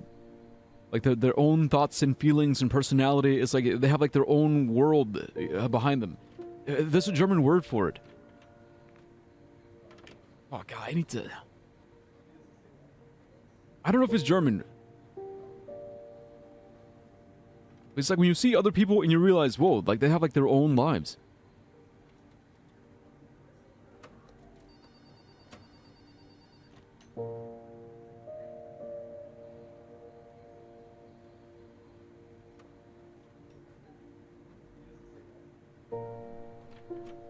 Oh, it's Sonder. Sonder, the realization that each random passerby is living a life as vivid and complex as your own. That's what it is. Sonder. S-O-N-D-E-R. Sonder. The word Sonder is used to describe the realization that other people are living lives that are just as complex and vivid as your own. It can also mean that you are just an extra in someone else's story. Sonder can be a rare experience that can be too intense to be part of everyday life, and it can take hold of people without warning. Sonder can be a metaphorical bridge that connects people across different experiences into the common threads that make up the human story. It can encourage people to be more than just observers of other stories and instead to actively engage, understand, and appreciate the shared human journey. Some say that Sonder plus empathy can lead to connection, which is something that many people seek in their lives. Sonder. Oh, so it just means special in German. Ah, gotcha. Yeah, but like that whole concept, the whole concept of Sonder. It's like, we don't know this lady. I've never seen this lady before. I don't know her. I don't know her story. I don't know where she is. But like, I bet there's like a small subset. There's a small group of people who like, who know her. Because it says, to you, Linda, who made the largest impression. So it makes me wonder, like, what impression did she make? You ignored my every other message? My bad, dude. Sometimes if it's not if it's not related to like what's going on, sometimes my brain just ignores it. Like, yeah, dementia. Dementia is lame, sad, yeah, scary way to go. Got it. My stepfather's uncle killed himself like a month ago over cancer. Yeesh. It's like, and that happens, dude. Euthanasia. That's euthanasia. Like some people, it's like they choose. Like instead of going to cancer or instead of like going to dementia, it's like, yeah, it's like they take themselves out. Like, what do you want me to say? Like, yeah, dude, it happens. It happens. It's a thing that happens. Like, they make that choice. Euthanasia is illegal in Germany. Well, technically, isn't suicide also illegal because you're killing yourself? But I guess it doesn't really matter because, like, once you kill yourself, like, what are they going to do? Arrest you? Oh, you killed yourself, sir? That's illegal? Yeah, life in jail.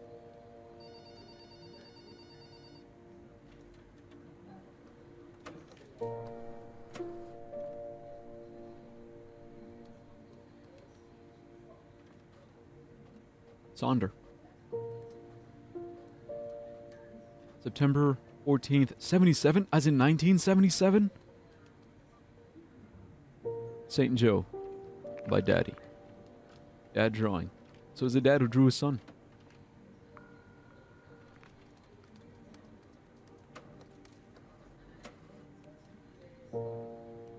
Yeah, this one looks like a picture. Like a picture that went through like filters.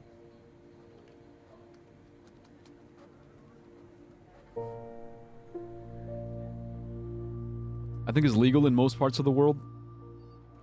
I don't know, man. I don't know, and who gives a fuck? Legal, illegal. We're way beyond that at this point. We're way beyond that. Who gives a fuck?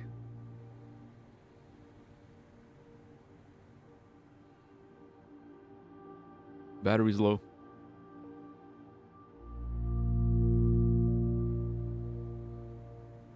Hey honey, we're on our way home from the hospital now, so if you wanted to preheat the oven starting in about 30 minutes, that would work, and we could throw in that lasagna. Lasagna? Do you know how they celebrate off-treatment day, like when kids are done with their treatments? I guess maybe you don't because you're not in the clinic as much as I am, but on someone's last day, they always bring them a cake, and they sing Happy Off Therapy Day to you. Anyway, that happened today. I mean, it happens a lot, but today I cried. I just wanted that day so bad, you know? It is different. I just like, we're not ever gonna get that day. If he's better, we won't know that he's better. We don't get a day. Anyway, okay, call me if you can. Like, there's probably traffic, so I could talk on my way home. All right, bye. Aw. Guys, that's my wife.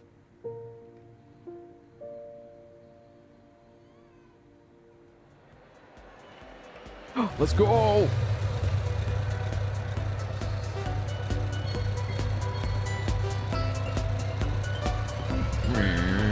Banana. Is that a cow? Oh, I think that was a really fat cat.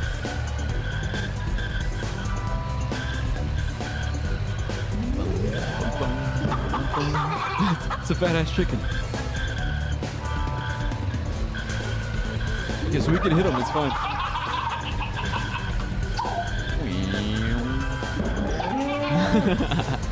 This goes.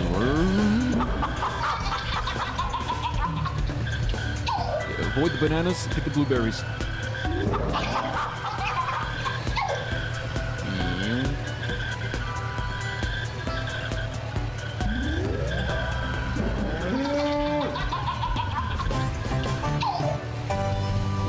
Oh wait, what? I thought these were blueberries. Lumbar punctures, vincristine, ectopocide, methotrexate, MRI scans, cisplatin, blood transfusions, radiation treatments, doxorubicin. What the hell? Thought we were getting fruit. How long is it going to be before we can have some answers? Did anyone ask the doctor? Okay, is it just the doctor on call, or is this our doctor? Well, because the on-call doctor is just a resident. Is there a way we could talk to our doctor? It just seemed like yesterday the clinic they were going to let us go. I just want to know what the plan is. Who canceled the treatment? Isn't it dangerous for him not to get it? I thought he needed that. I know you're just doing what the orders say, but can I just talk to the doctor that ordered it?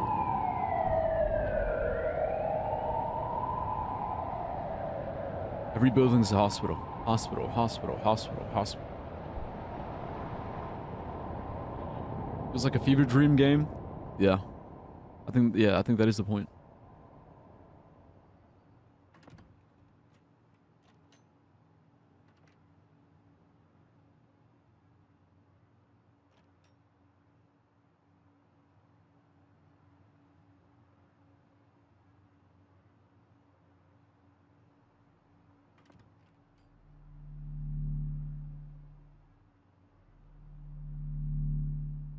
Dude, what is this?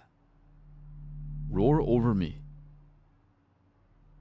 Oh, so it's dude. I don't know why I thought like the lion was like throwing up blood. But the lion is saying, "I love you. I am the perfect father. I give you joy. You are fearfully and wonderfully made. I know everything about you. I will give you the desires of your heart. I know everything about you. You are my treasure. You are not a mistake.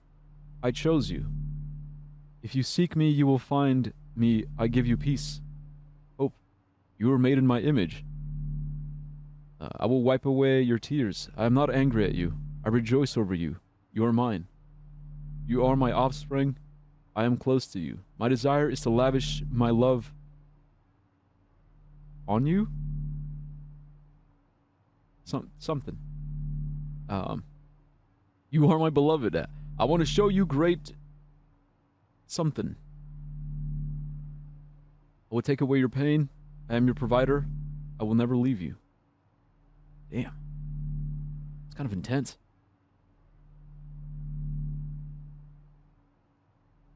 It also makes me feel sick knowing that still some parents make their kids sick on purpose. Yeah, it's Munchausen syndrome. Or Munchausen by proxy.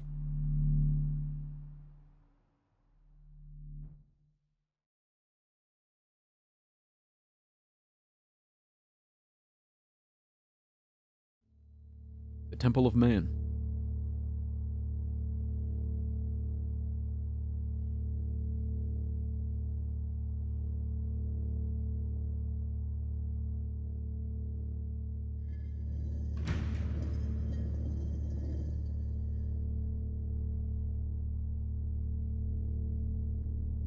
It's like an arena.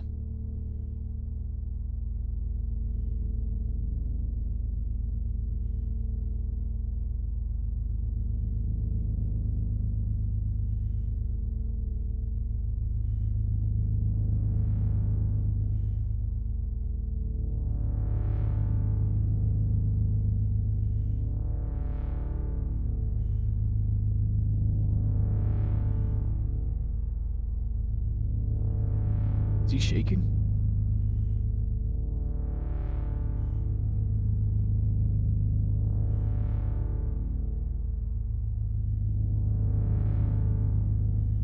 Hey, Jordan. I love you, my friend. Yeah, of course, buddy. This is my favorite game. Do you want to see? Watch how it started. Nah. You touch it right here, then the big lion comes. Big lion. You know a scary lion? It's so loud.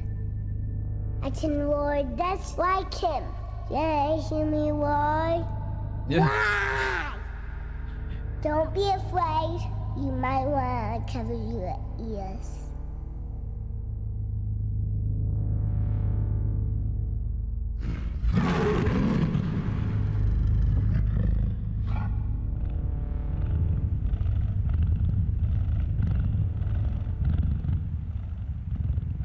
Here comes the animals. Pterosaurs is my favorite.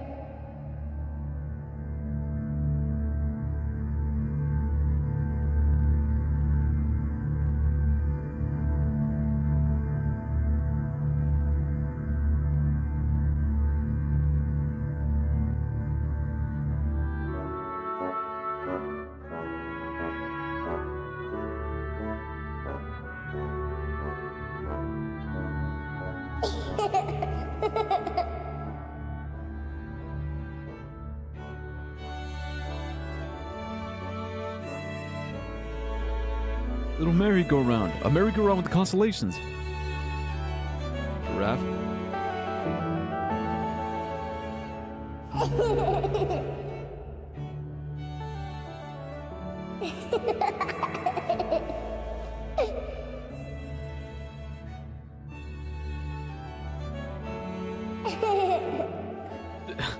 He's just doing backflips on the giraffe.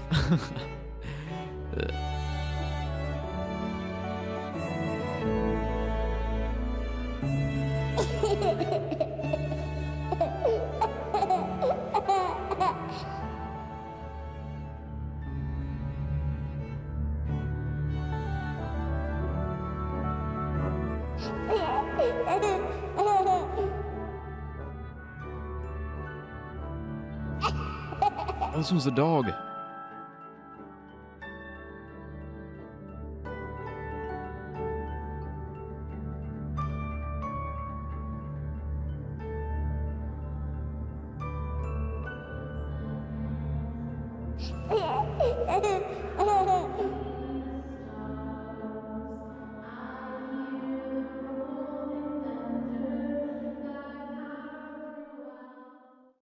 What was that singing?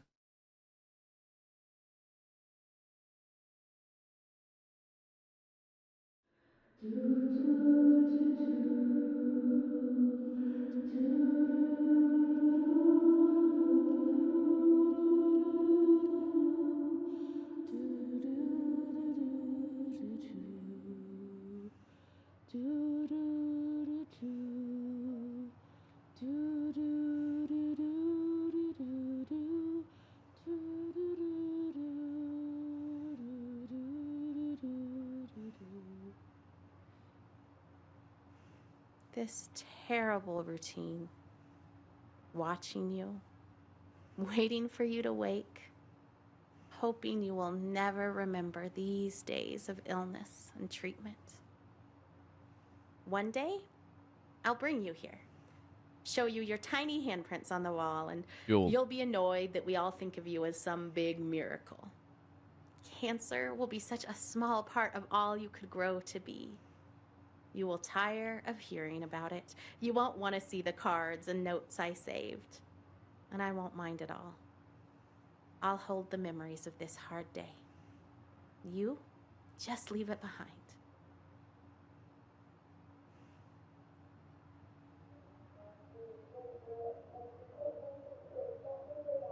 JB. Rebecca. What was this, like a whole room? Katie. Aiden, Cooper. Dude, are these other kids? I'm like, fuck. God damn it. My mouse died.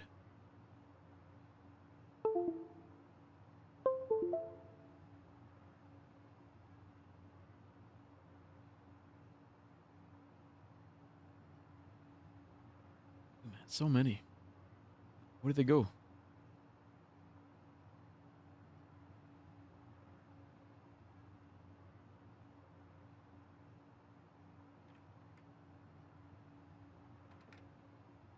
Bradley Seward. 1979, 1983. Miss you always. Oshi jump scare. Yeah, Oshi jump scare. 4 years. 4 years, man.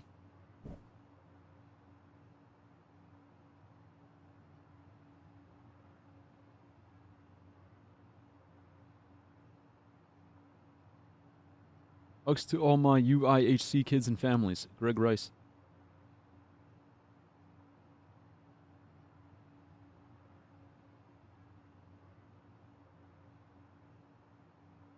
Wait, I want to see these other ones.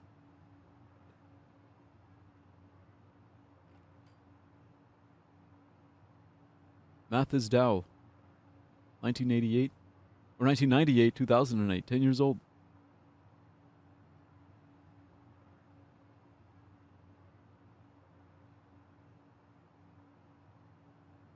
Jason Javier Sanchez.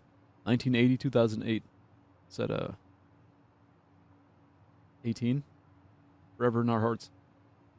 No, 28. Damn. 28? Yeah, that's 28. Bro, I'm 29. Oh, jeez.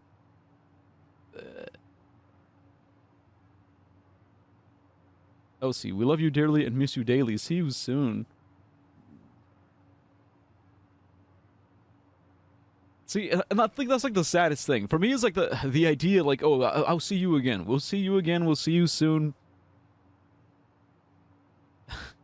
It's always like that hope, right? Like, I hope maybe there is a afterlife. Maybe I will see you later. I don't, I mean, like, I'm an atheist. For me, it's like, no, there is no afterlife. But, like, there's people who really, really, really, really want there to be one. And it's like, fuck, like, it's like, I hope for you guys, maybe there is. Like, if you really want it to exist, I hope it really is there for you guys. But have no fear, our story's just begun.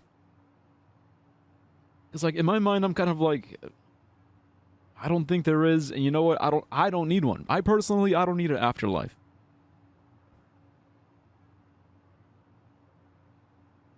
We belong to each other.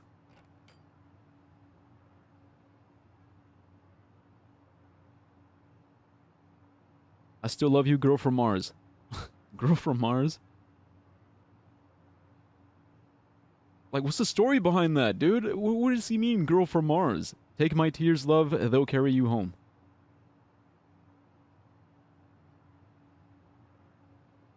I miss you, Rachel. Like, every single one of these cards has a story. A story that we'll never know about. Love you, Papa. Even now, you still make me laugh. That's a quote. From who to who? In loving memory of Maria and Emil Ozowski. I mean, we want to believe something more. Like, I think all people would want an afterlife. I don't think that's true, though. I don't think everybody wants an afterlife. Because I don't want one. Like, I don't necessarily want one. I don't necessarily need one. I'm okay with not having an afterlife. That's why I don't necessarily believe in one. Because I don't need to believe in one. But I do recognize. I do recognize that there are people who do need that. They need that belief. They need that comfort. It's hard to imagine nothingness. Yeah, but like... It's hard to imagine it, but you don't have to imagine it. That's the thing, because it's nothingness. If every hour wounds, let us sit a minute.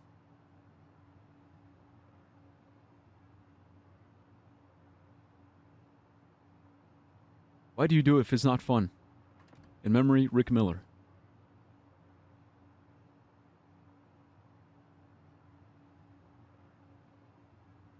Okay, like now my cursor is showing up. It's just making everything kind of weird.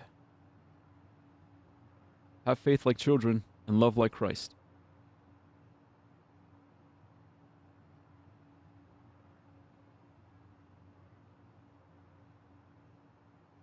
Oh yeah, we read that one. Jason Javier.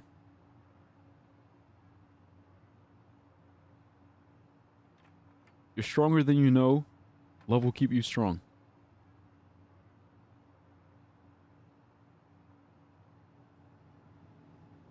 They just keep going. They just keep going. There's so many. Oh my god. I'm not gonna read all of them because there's too many to read. But I'll read as many as possible. To say we miss you is an understatement. Love you, Mom. DLB.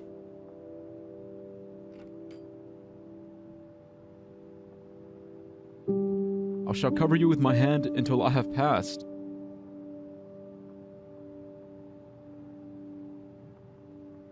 Nada en el mundo me importa más que mi hijo. Oh my god. There's nothing in this world matters to me more than my son.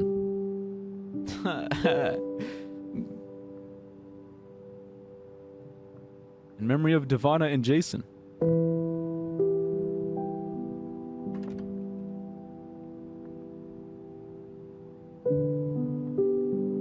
Our hero Orion Strong. Not even cancer could hold you back.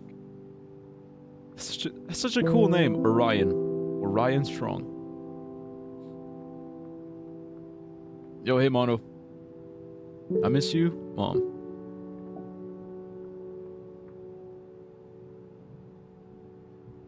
Jarek Goring. Your family misses you so much.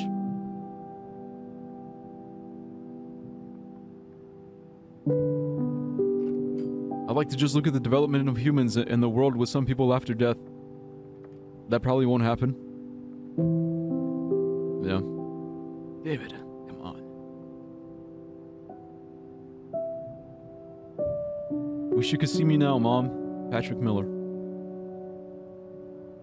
Look, and this is what I'm saying. It's like, because the thing is, you don't know. Am I in the wrong mood for this? I think you might be. Bro, so you're a little late. We're enjoying the feels right now.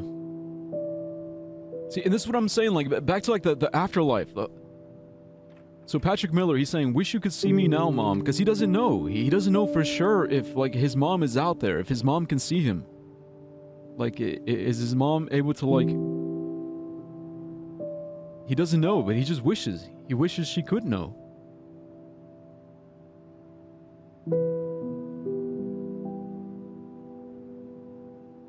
For Niles, life is a winking light in the darkness.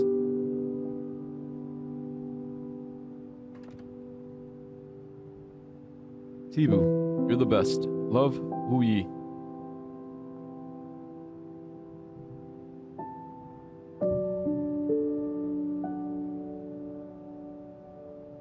Steve Moretti, Cosmic Mariner, destination unknown. Cosmic. In the end is the love in your years.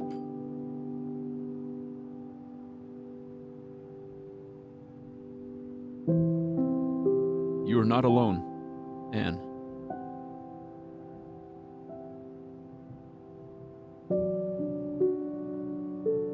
Don't let speed bumps become the mountains they try to be.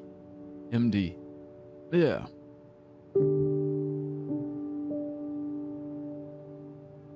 Exactly. Speed bumps. They're just speed bumps.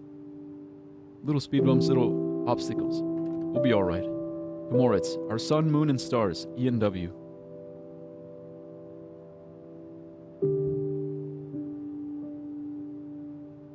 I love you, Joel, my wee little warrior. With love, Phil.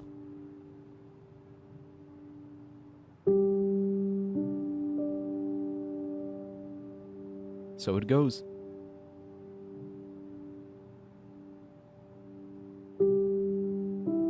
So we came out of this room. So this is a whole different room.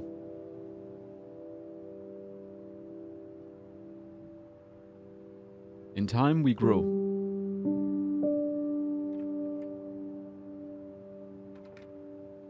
I read this one.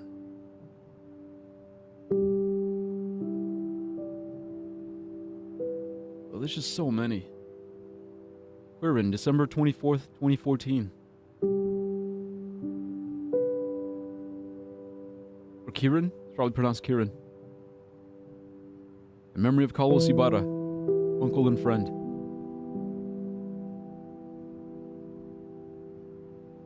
Is that dragon has cancer? No, the dragon is cancer. Cancer's the dragon.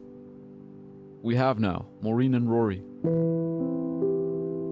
Like, what do they mean by that? What's the story? What's the context? We have now? Or we have now? Like the present. The present is all we have. It's all we really have. Because the past is gone. The future is like forever shifting in the future. I guess all we have is now. Not the end yet. Let's stay with it.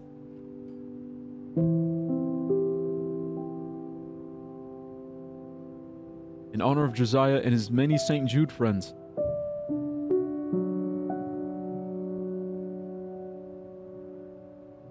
Matt, we miss you every day.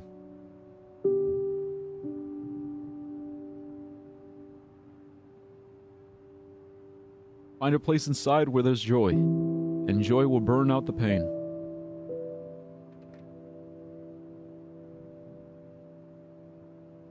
Love to our little healthy man, Jackson D. Spencer.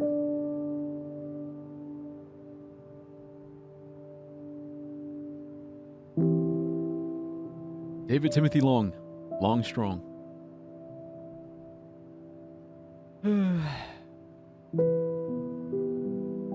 This is nice, man. It's nice. Okay, let's go down this way. Again, there's so many cards. I don't think we could get through all of them. Like, I'll pick and choose a few here and there. Oh man, there's so many. Chloe and Benji are special ones. Love mommy and daddy.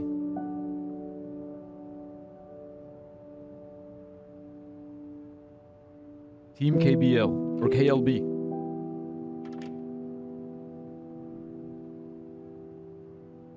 For Jordan and Luke, and for Melissa, always.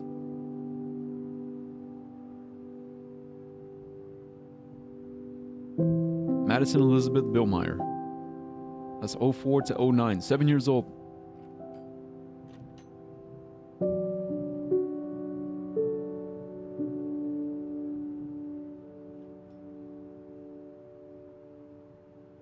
Tis, 2009, December 6th. Mom, Dad, Red. Bird, Purple Flower. Oh no, Mom, Dad, Red Bird, Purple Flower. See, like, what's the context? Like, so that has some special significance to them, but we don't know. For us, it's just in memory of Eugene Fate. 8?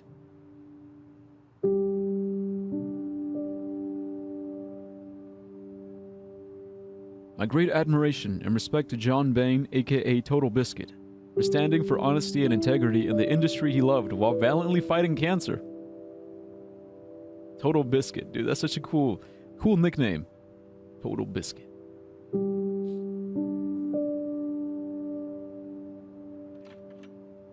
May God bless you, August Theodore.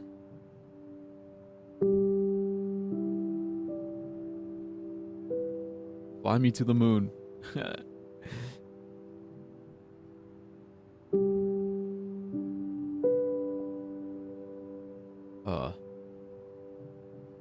Viola ok ake, mama ok papa auskarer. I don't know what language that is.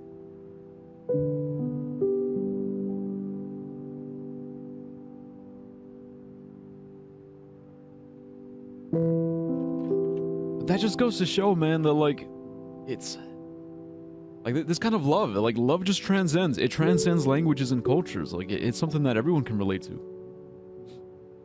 Like love and death. Happiness comes from loving what you do.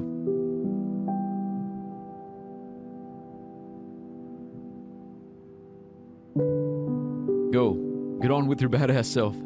Kevin Jones. Hell yeah. In memory of Lindy H. Wells, my best friend.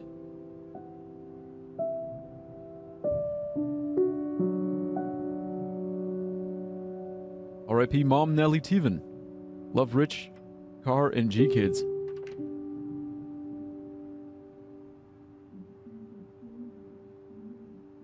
Linda Jose Turner. Always loving, always loved.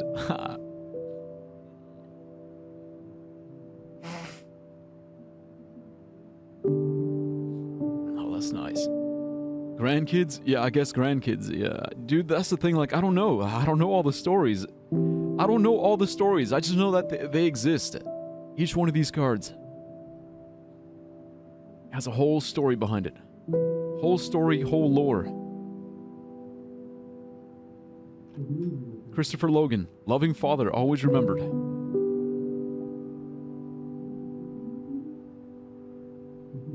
Amanda, we love you. We love and miss you. We'll see you again.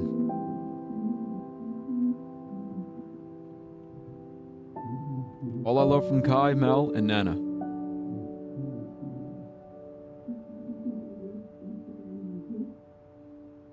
Pinio, look forward to seeing you in heaven. Dashin. Yeah, see, look, it's like...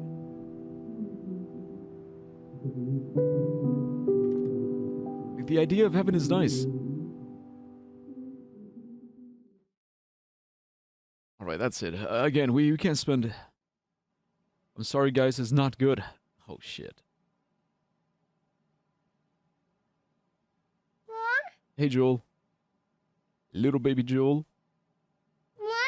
Oh, you want to play the thing? Oh, okay. Yeah, I see it. The duck. Let's go with the horse.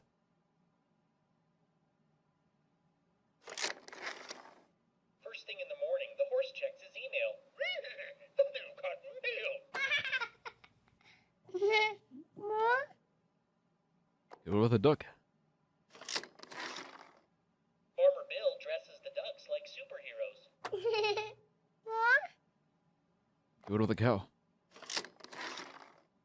Farmer Bill plays hide and seek with the cows.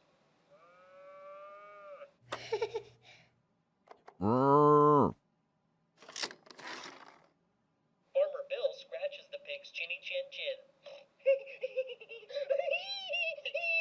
Would they laugh?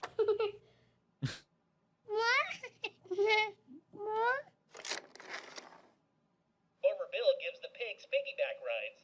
He gives them piggyback rides. That's funny. Farmer Bill plays chess with the horse. The horse always wins. Checkmate. Okay, the sun went from here to there, so... I'll just keep going a little bit longer. Those silly ducks take a bubble bath. The sun is gone.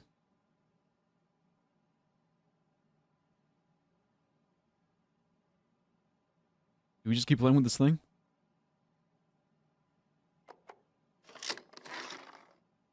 Farmer Bill can control space and time. Really?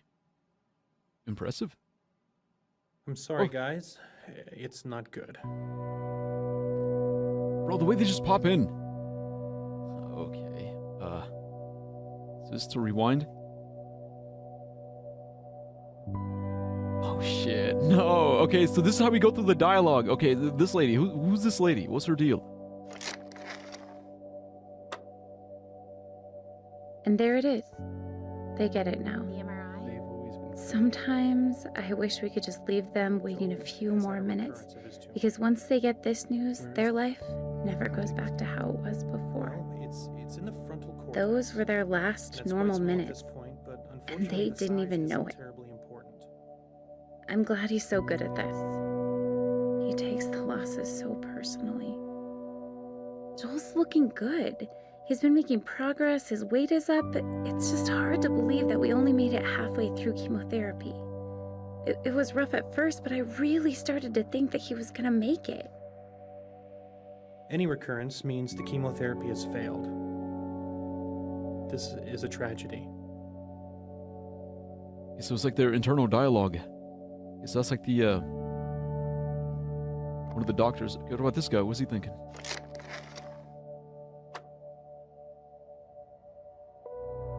With an ATRT, as soon as you have a recurrence of any kind, it is fatal. It's only a matter of time before it spreads to several locations. We've already thrown all the chemotherapy we have at it. We can't continue to give him chemotherapy that we know it's resistant to, so there just aren't any treatment options that are curative. Damn. Yo, what's up, Hawk?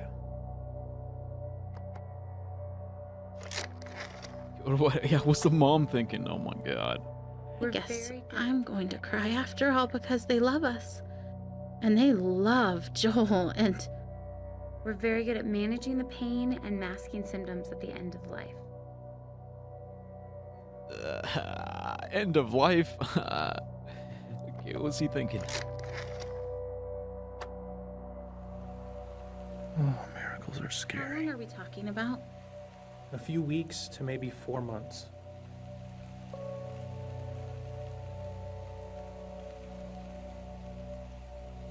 I want to go back to the mom. 4 months. What is that? February? So we have Thanksgiving, Christmas, New Year's, Joel's birthday, maybe Valentine's Day, and that's it? And, oh, we still haven't told anyone I'm pregnant. Too scared they'd think it was irresponsible. And now this? They'll think it's a replacement baby. So, jeez. I don't want a replacement. Could probably kill the tumor we see now, which would prevent it from causing any symptoms.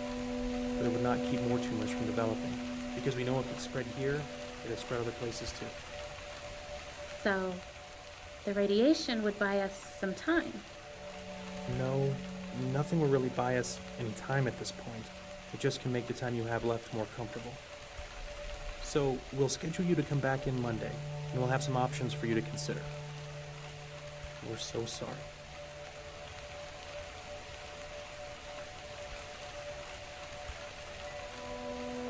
What was the dad thinking?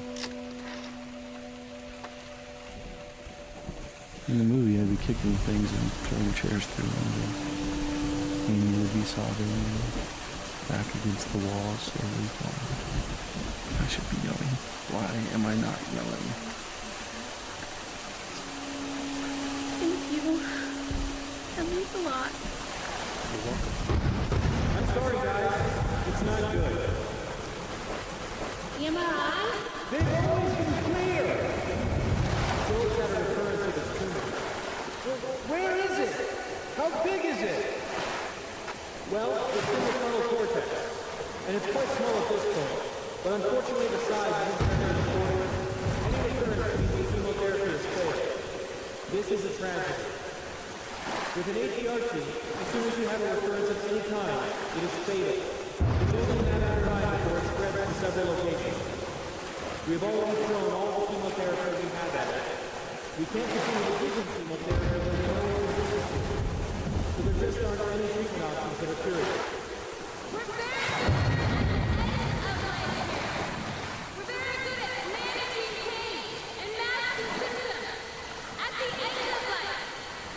How long are we talking about?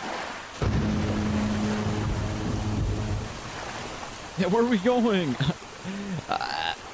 We're caught in the storm, Joel. Joel!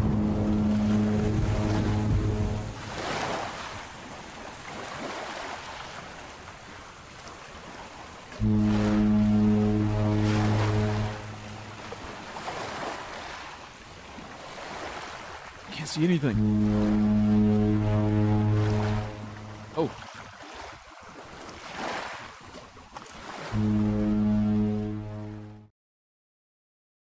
Also, the cursor in the middle of the screen really fucks it. Adrift.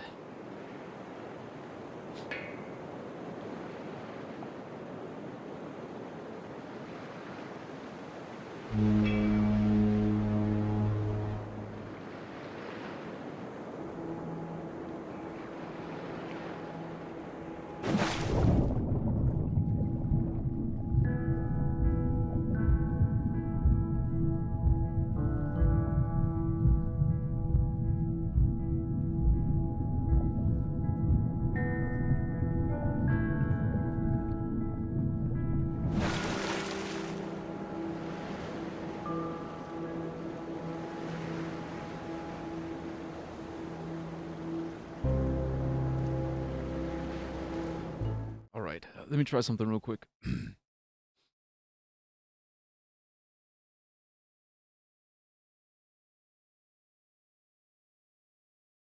Yeah, I'm gonna exit the game and I'm gonna restart it.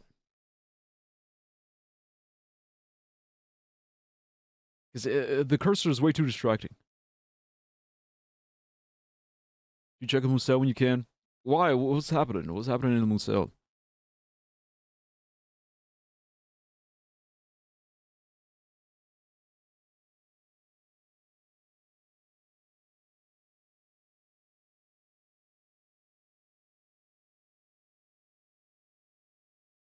Right, you got more drawings.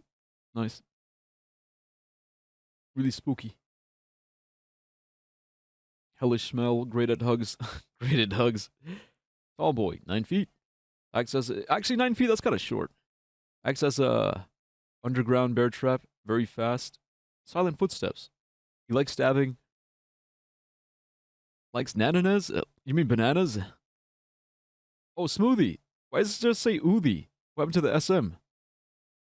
I was bored. Yeah. Fucking mouse, dude. Come on. Focus.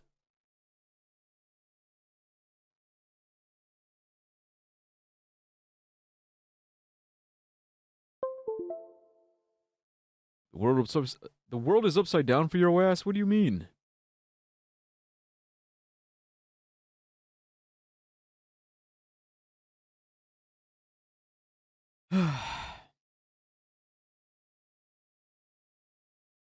Oh. How tall is 3'8"? That's pretty tall.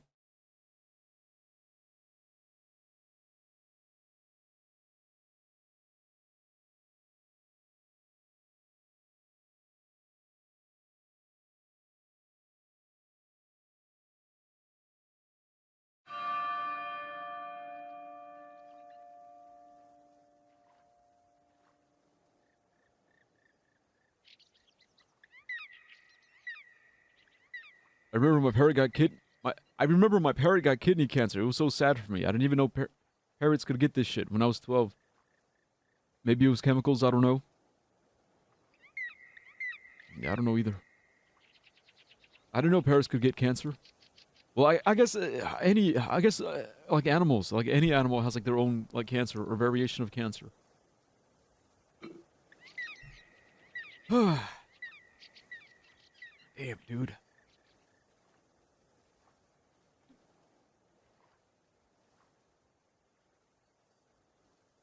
Alright, so we're close to the end. I have a feeling we're close to the end.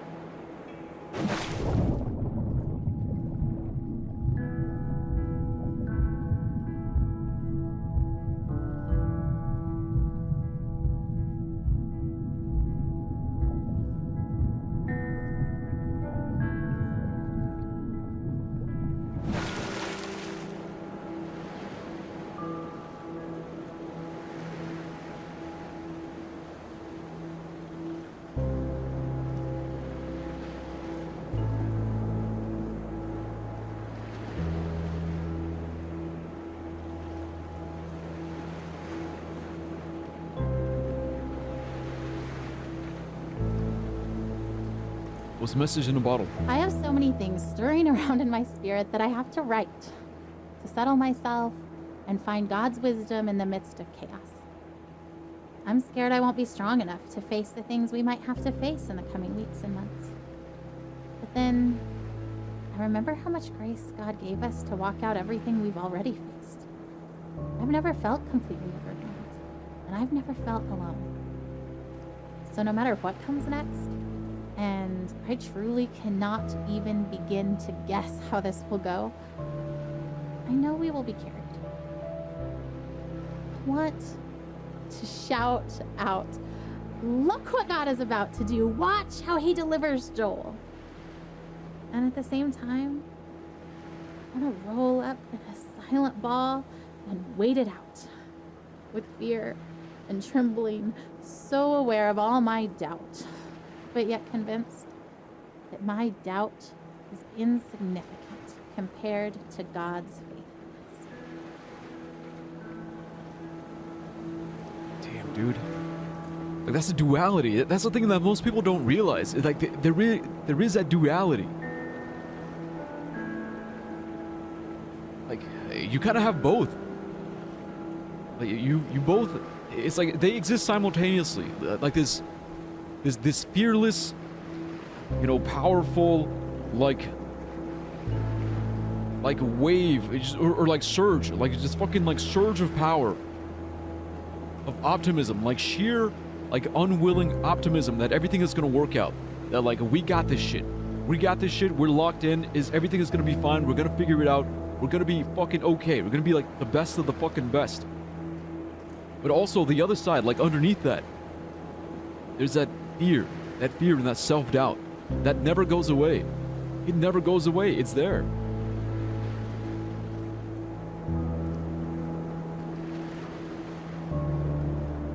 That's a duality. Uzi Doorman for Murder Drones, same person, Nicole. The more you know, I had no idea. It's just so weird.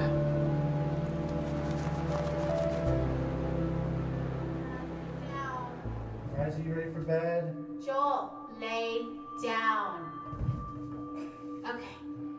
Should we do a song? Sure. Okay, big boys, why don't you come in here and we'll sing the littles a lullaby. I'm tired. I know, it's bedtime. Ugh, okay. Oh, Elijah, lay down. Babe, did you even check in his mouth? Who's Joel? No. Joel has chicken stuffed in his cheeks from dinner. That is so disgusting. Been in there for the last 2 hours. Okay, hold on, I'm trying. Joel, ouch! Stop. Did he just bite you? Yeah, I think he like just put too much in his mouth so he can't swallow. He was just saving it for later, babe. Saving it for later. Hey, the little chipmunk. Oh my goodness. Okay. A bigger version. A big version of my own.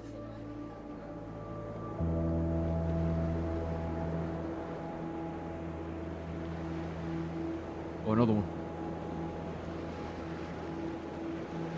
We've been through so much already. This is a new degree of tragedy, but it's not so much different from the struggle we've already been living. We pressed into God. We pressed into faith. We fought until we found peace. We stood in peace when our flesh wanted to strive more. We stood in peace when it started to feel like laziness or foolishness or both. We waited for God to direct us specifically in prayer because all the directions we had initiated had not panned out. We prayed for no nausea because that's what we felt in our spirits we were supposed to pray, even though we'd prayed it countless times before while Joel continued to vomit. We saw one small miracle and then another. We waited to pray specific things until we were given specific direction, and we saw bigger miracles. And yet, if you asked either of us if we were doing enough, trying hard enough, we would say no. Yeah. So I gotta say, it's like you really see like how they lead into faith. Like this is one of those scenarios where people believe in God because I guess they need to, right? Like they find strength in their belief. They find strength in that faith. They're like something good will come out of this. And that's why even though I personally, like I don't believe in God, like I understand why other people do.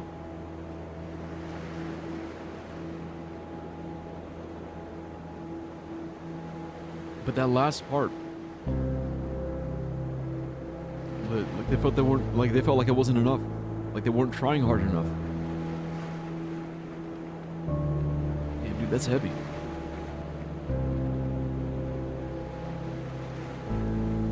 Dear Eli, I feel nothing but pride for the way you battled cancer.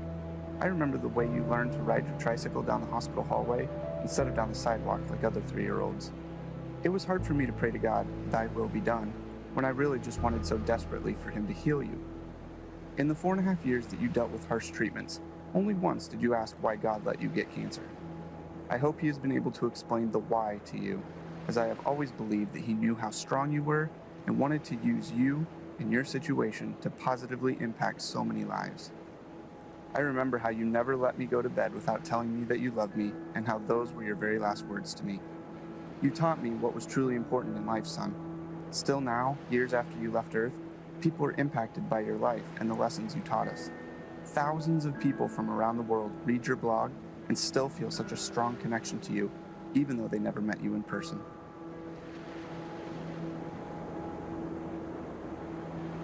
Wait, so what are all these bottles?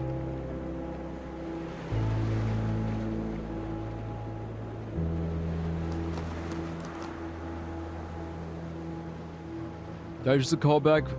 Ping? So, how long On one of your streams, are you genuinely a Satanist? Yeah, Satanic Temple. I don't actually know. That's kind of why we're packing up everything, is because if the trial works really well, then maybe we'll stay in California for a really long time. Like, as Oh, long he has as he's lightsabers. helping Joel, then we want to stay and do the best we can for him and stay there where he's getting help. But if the medicine starts to not work, as soon as it's not helping him, I promise we'll come back home. Are we going to Disneyland? Yeah, of course. What do you think, Caleb? You okay with leaving for so long? I'm kind of excited, but I'm kind of not. I mean, I think it'll be fun, but I just don't like missing school. Oh, yeah? You're the only 8-year-old to ever. That's amazing. I hate to miss school, huh? Yeah. But, like, why? Well, I just hate having all that homework that I have to do. Oh, you- you hate catching up from missing school. Your teachers are going to send me homework, and we'll just try to do a little bit of it every day, so it won't be that bad, but there'll still be fun stuff we can How do. many kids get to go and go on an adventure to California in the middle of the school year? I'd say that's pretty cool. And we're going to be staying in the middle of San Francisco near Golden Gate Park, and there's a museum, and there's a botanic garden, and there's the Golden Gate Bridge, and water, and a prison, and I promise not to leave you in the prison. Alcatraz. Anyway, so we're gonna have lots of fun, and we're gonna spend lots of time as a family together, and lots of time with Joel too. You know? It's kind of a sad trip, even though it's fun. Yay. Yeah, yay, and sad. It's kind of all of those things, huh? Is it all the things, Caleb? Yeah, I mean, it's hard to see Joel, you know, like needing so much help. I think, like, for me, sometimes I'm kind of excited, and sometimes I'm kind of sad, and I just kind of feel all of that. So it's okay if you guys feel all of that too, because I feel all of those things. Dude, they're such good parents, like... Because that's the thing, Joel isn't their only kid. They have other kids. It's like the older brother. Is the older brother. He's watching his younger brother, like, battle cancer. And seeing his parents struggle, and he's also a kid. Like, he's just a kid. Like, he has his own struggles too. So the way they're being so supportive of him, like, it's really nice. It's like, damn, dude. Like, I couldn't imagine being 8 years old and like my younger brothers have cancer. Like, what would I have done?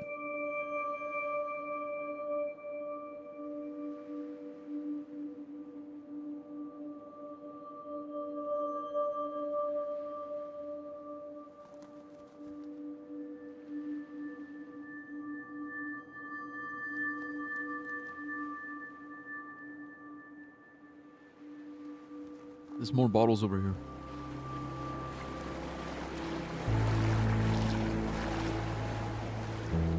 I remember the day I was diagnosed. I remember the hallucinations from the high fever of 5-year-old's nightmares. I remember my mother silently weeping in the doctor's office. I remember friends and family gathered around my hospital bed in prayer. I remember the 2-hour ambulance ride to St. Jude where they could better care for me. I remember the 2.5 years of weekly chemo treatments, the numerous lumbar punctures and bone marrow aspirates.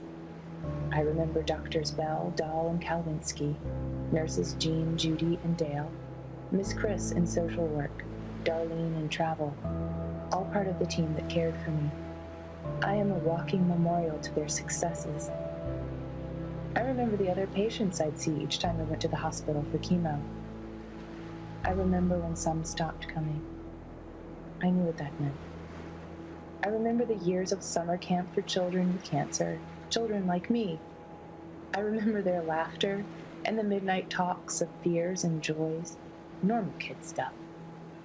Some less so. I remember when some stopped coming. I knew what that meant. But I remember them. I am, and other survivors are, memorials to those who lost their fights.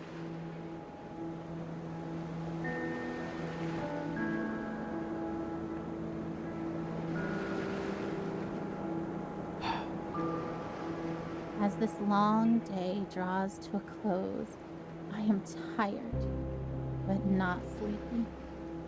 My face is puffy from crying. I have a dry throat and dry hands, a slight headache, and a desire to write down absolutely everything.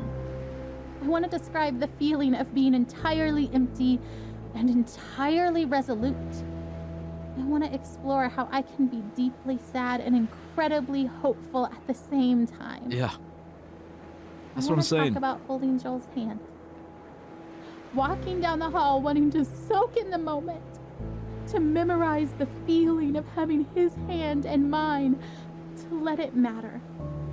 And then hating that my thoughts swing to, because what if I can't hold his hand one day? Oh my God. And hating that thought, wishing I could just appreciate each second of Joel without that appreciation spilling into the pre-morning I refuse to do because I believe he will live. But instead of fighting the brief thoughts of mourning, choosing to fight instead that lie that says that those thoughts betray some doubt, some mistrust of God, when I know that those thoughts make me human. That God knows I am human. He doesn't make Joel's victory dependent on me never feeling unsure.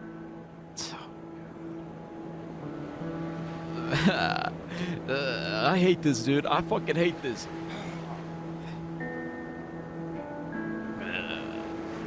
Because it is. It's like you just want to enjoy the moment. I want to enjoy the moment without thinking, oh, someday this will be over. So you just want to enjoy it. Enjoy your son without thinking one day he's going to be gone. And also, like, what she's saying about, like, the doubt. She's afraid of letting the doubt in because she wants to believe. It's like she's incredibly sad. She said it, like, she's incredibly sad, but also incredibly optimistic at the same time, like, hopeful. It's like she's sad, but also hopeful. She's wondering, like, by some miracle, like, he still survives. He survives, he lives. And it's so fucky too, like the part where she says, she's afraid of showing that fear, she's afraid of showing that doubt because she's scared that, like, that God is gonna see it as like some kind of mistrust. And because of that mistrust, like, you know, he won't save him or something like that.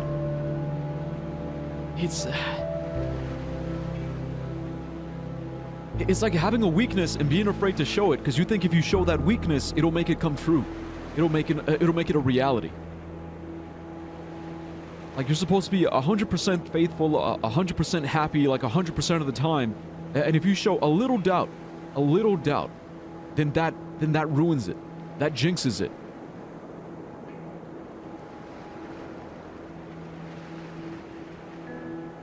I won't let myself hold anything back this time.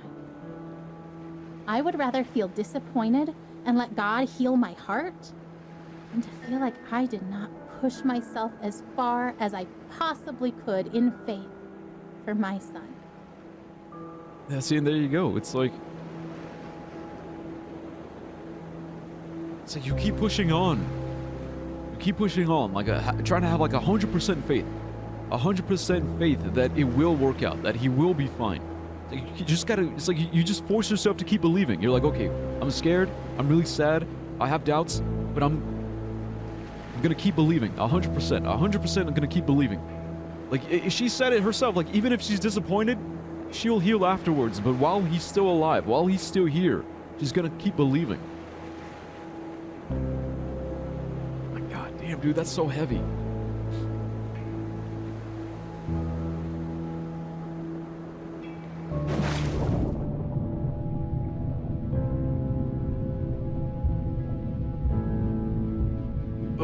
Her expectation is so maddening sometimes.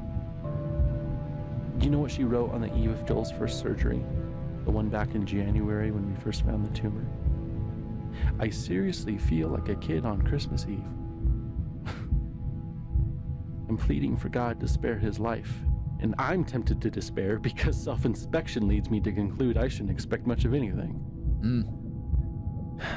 And yet my wife is expecting a surprise party from the Lord, replete with presents and supernatural miracles. I envy her. See, and that's like the difference. Is like, it's like his wife is still believing. She's still believing it until the very fucking end. She's still like, I'm scared, but I'm still believing. And he's kind of like, in a weird way, it's like he's given up. He says, I don't expect anything. It's like, whatever happens, it just happens. He's just bracing himself.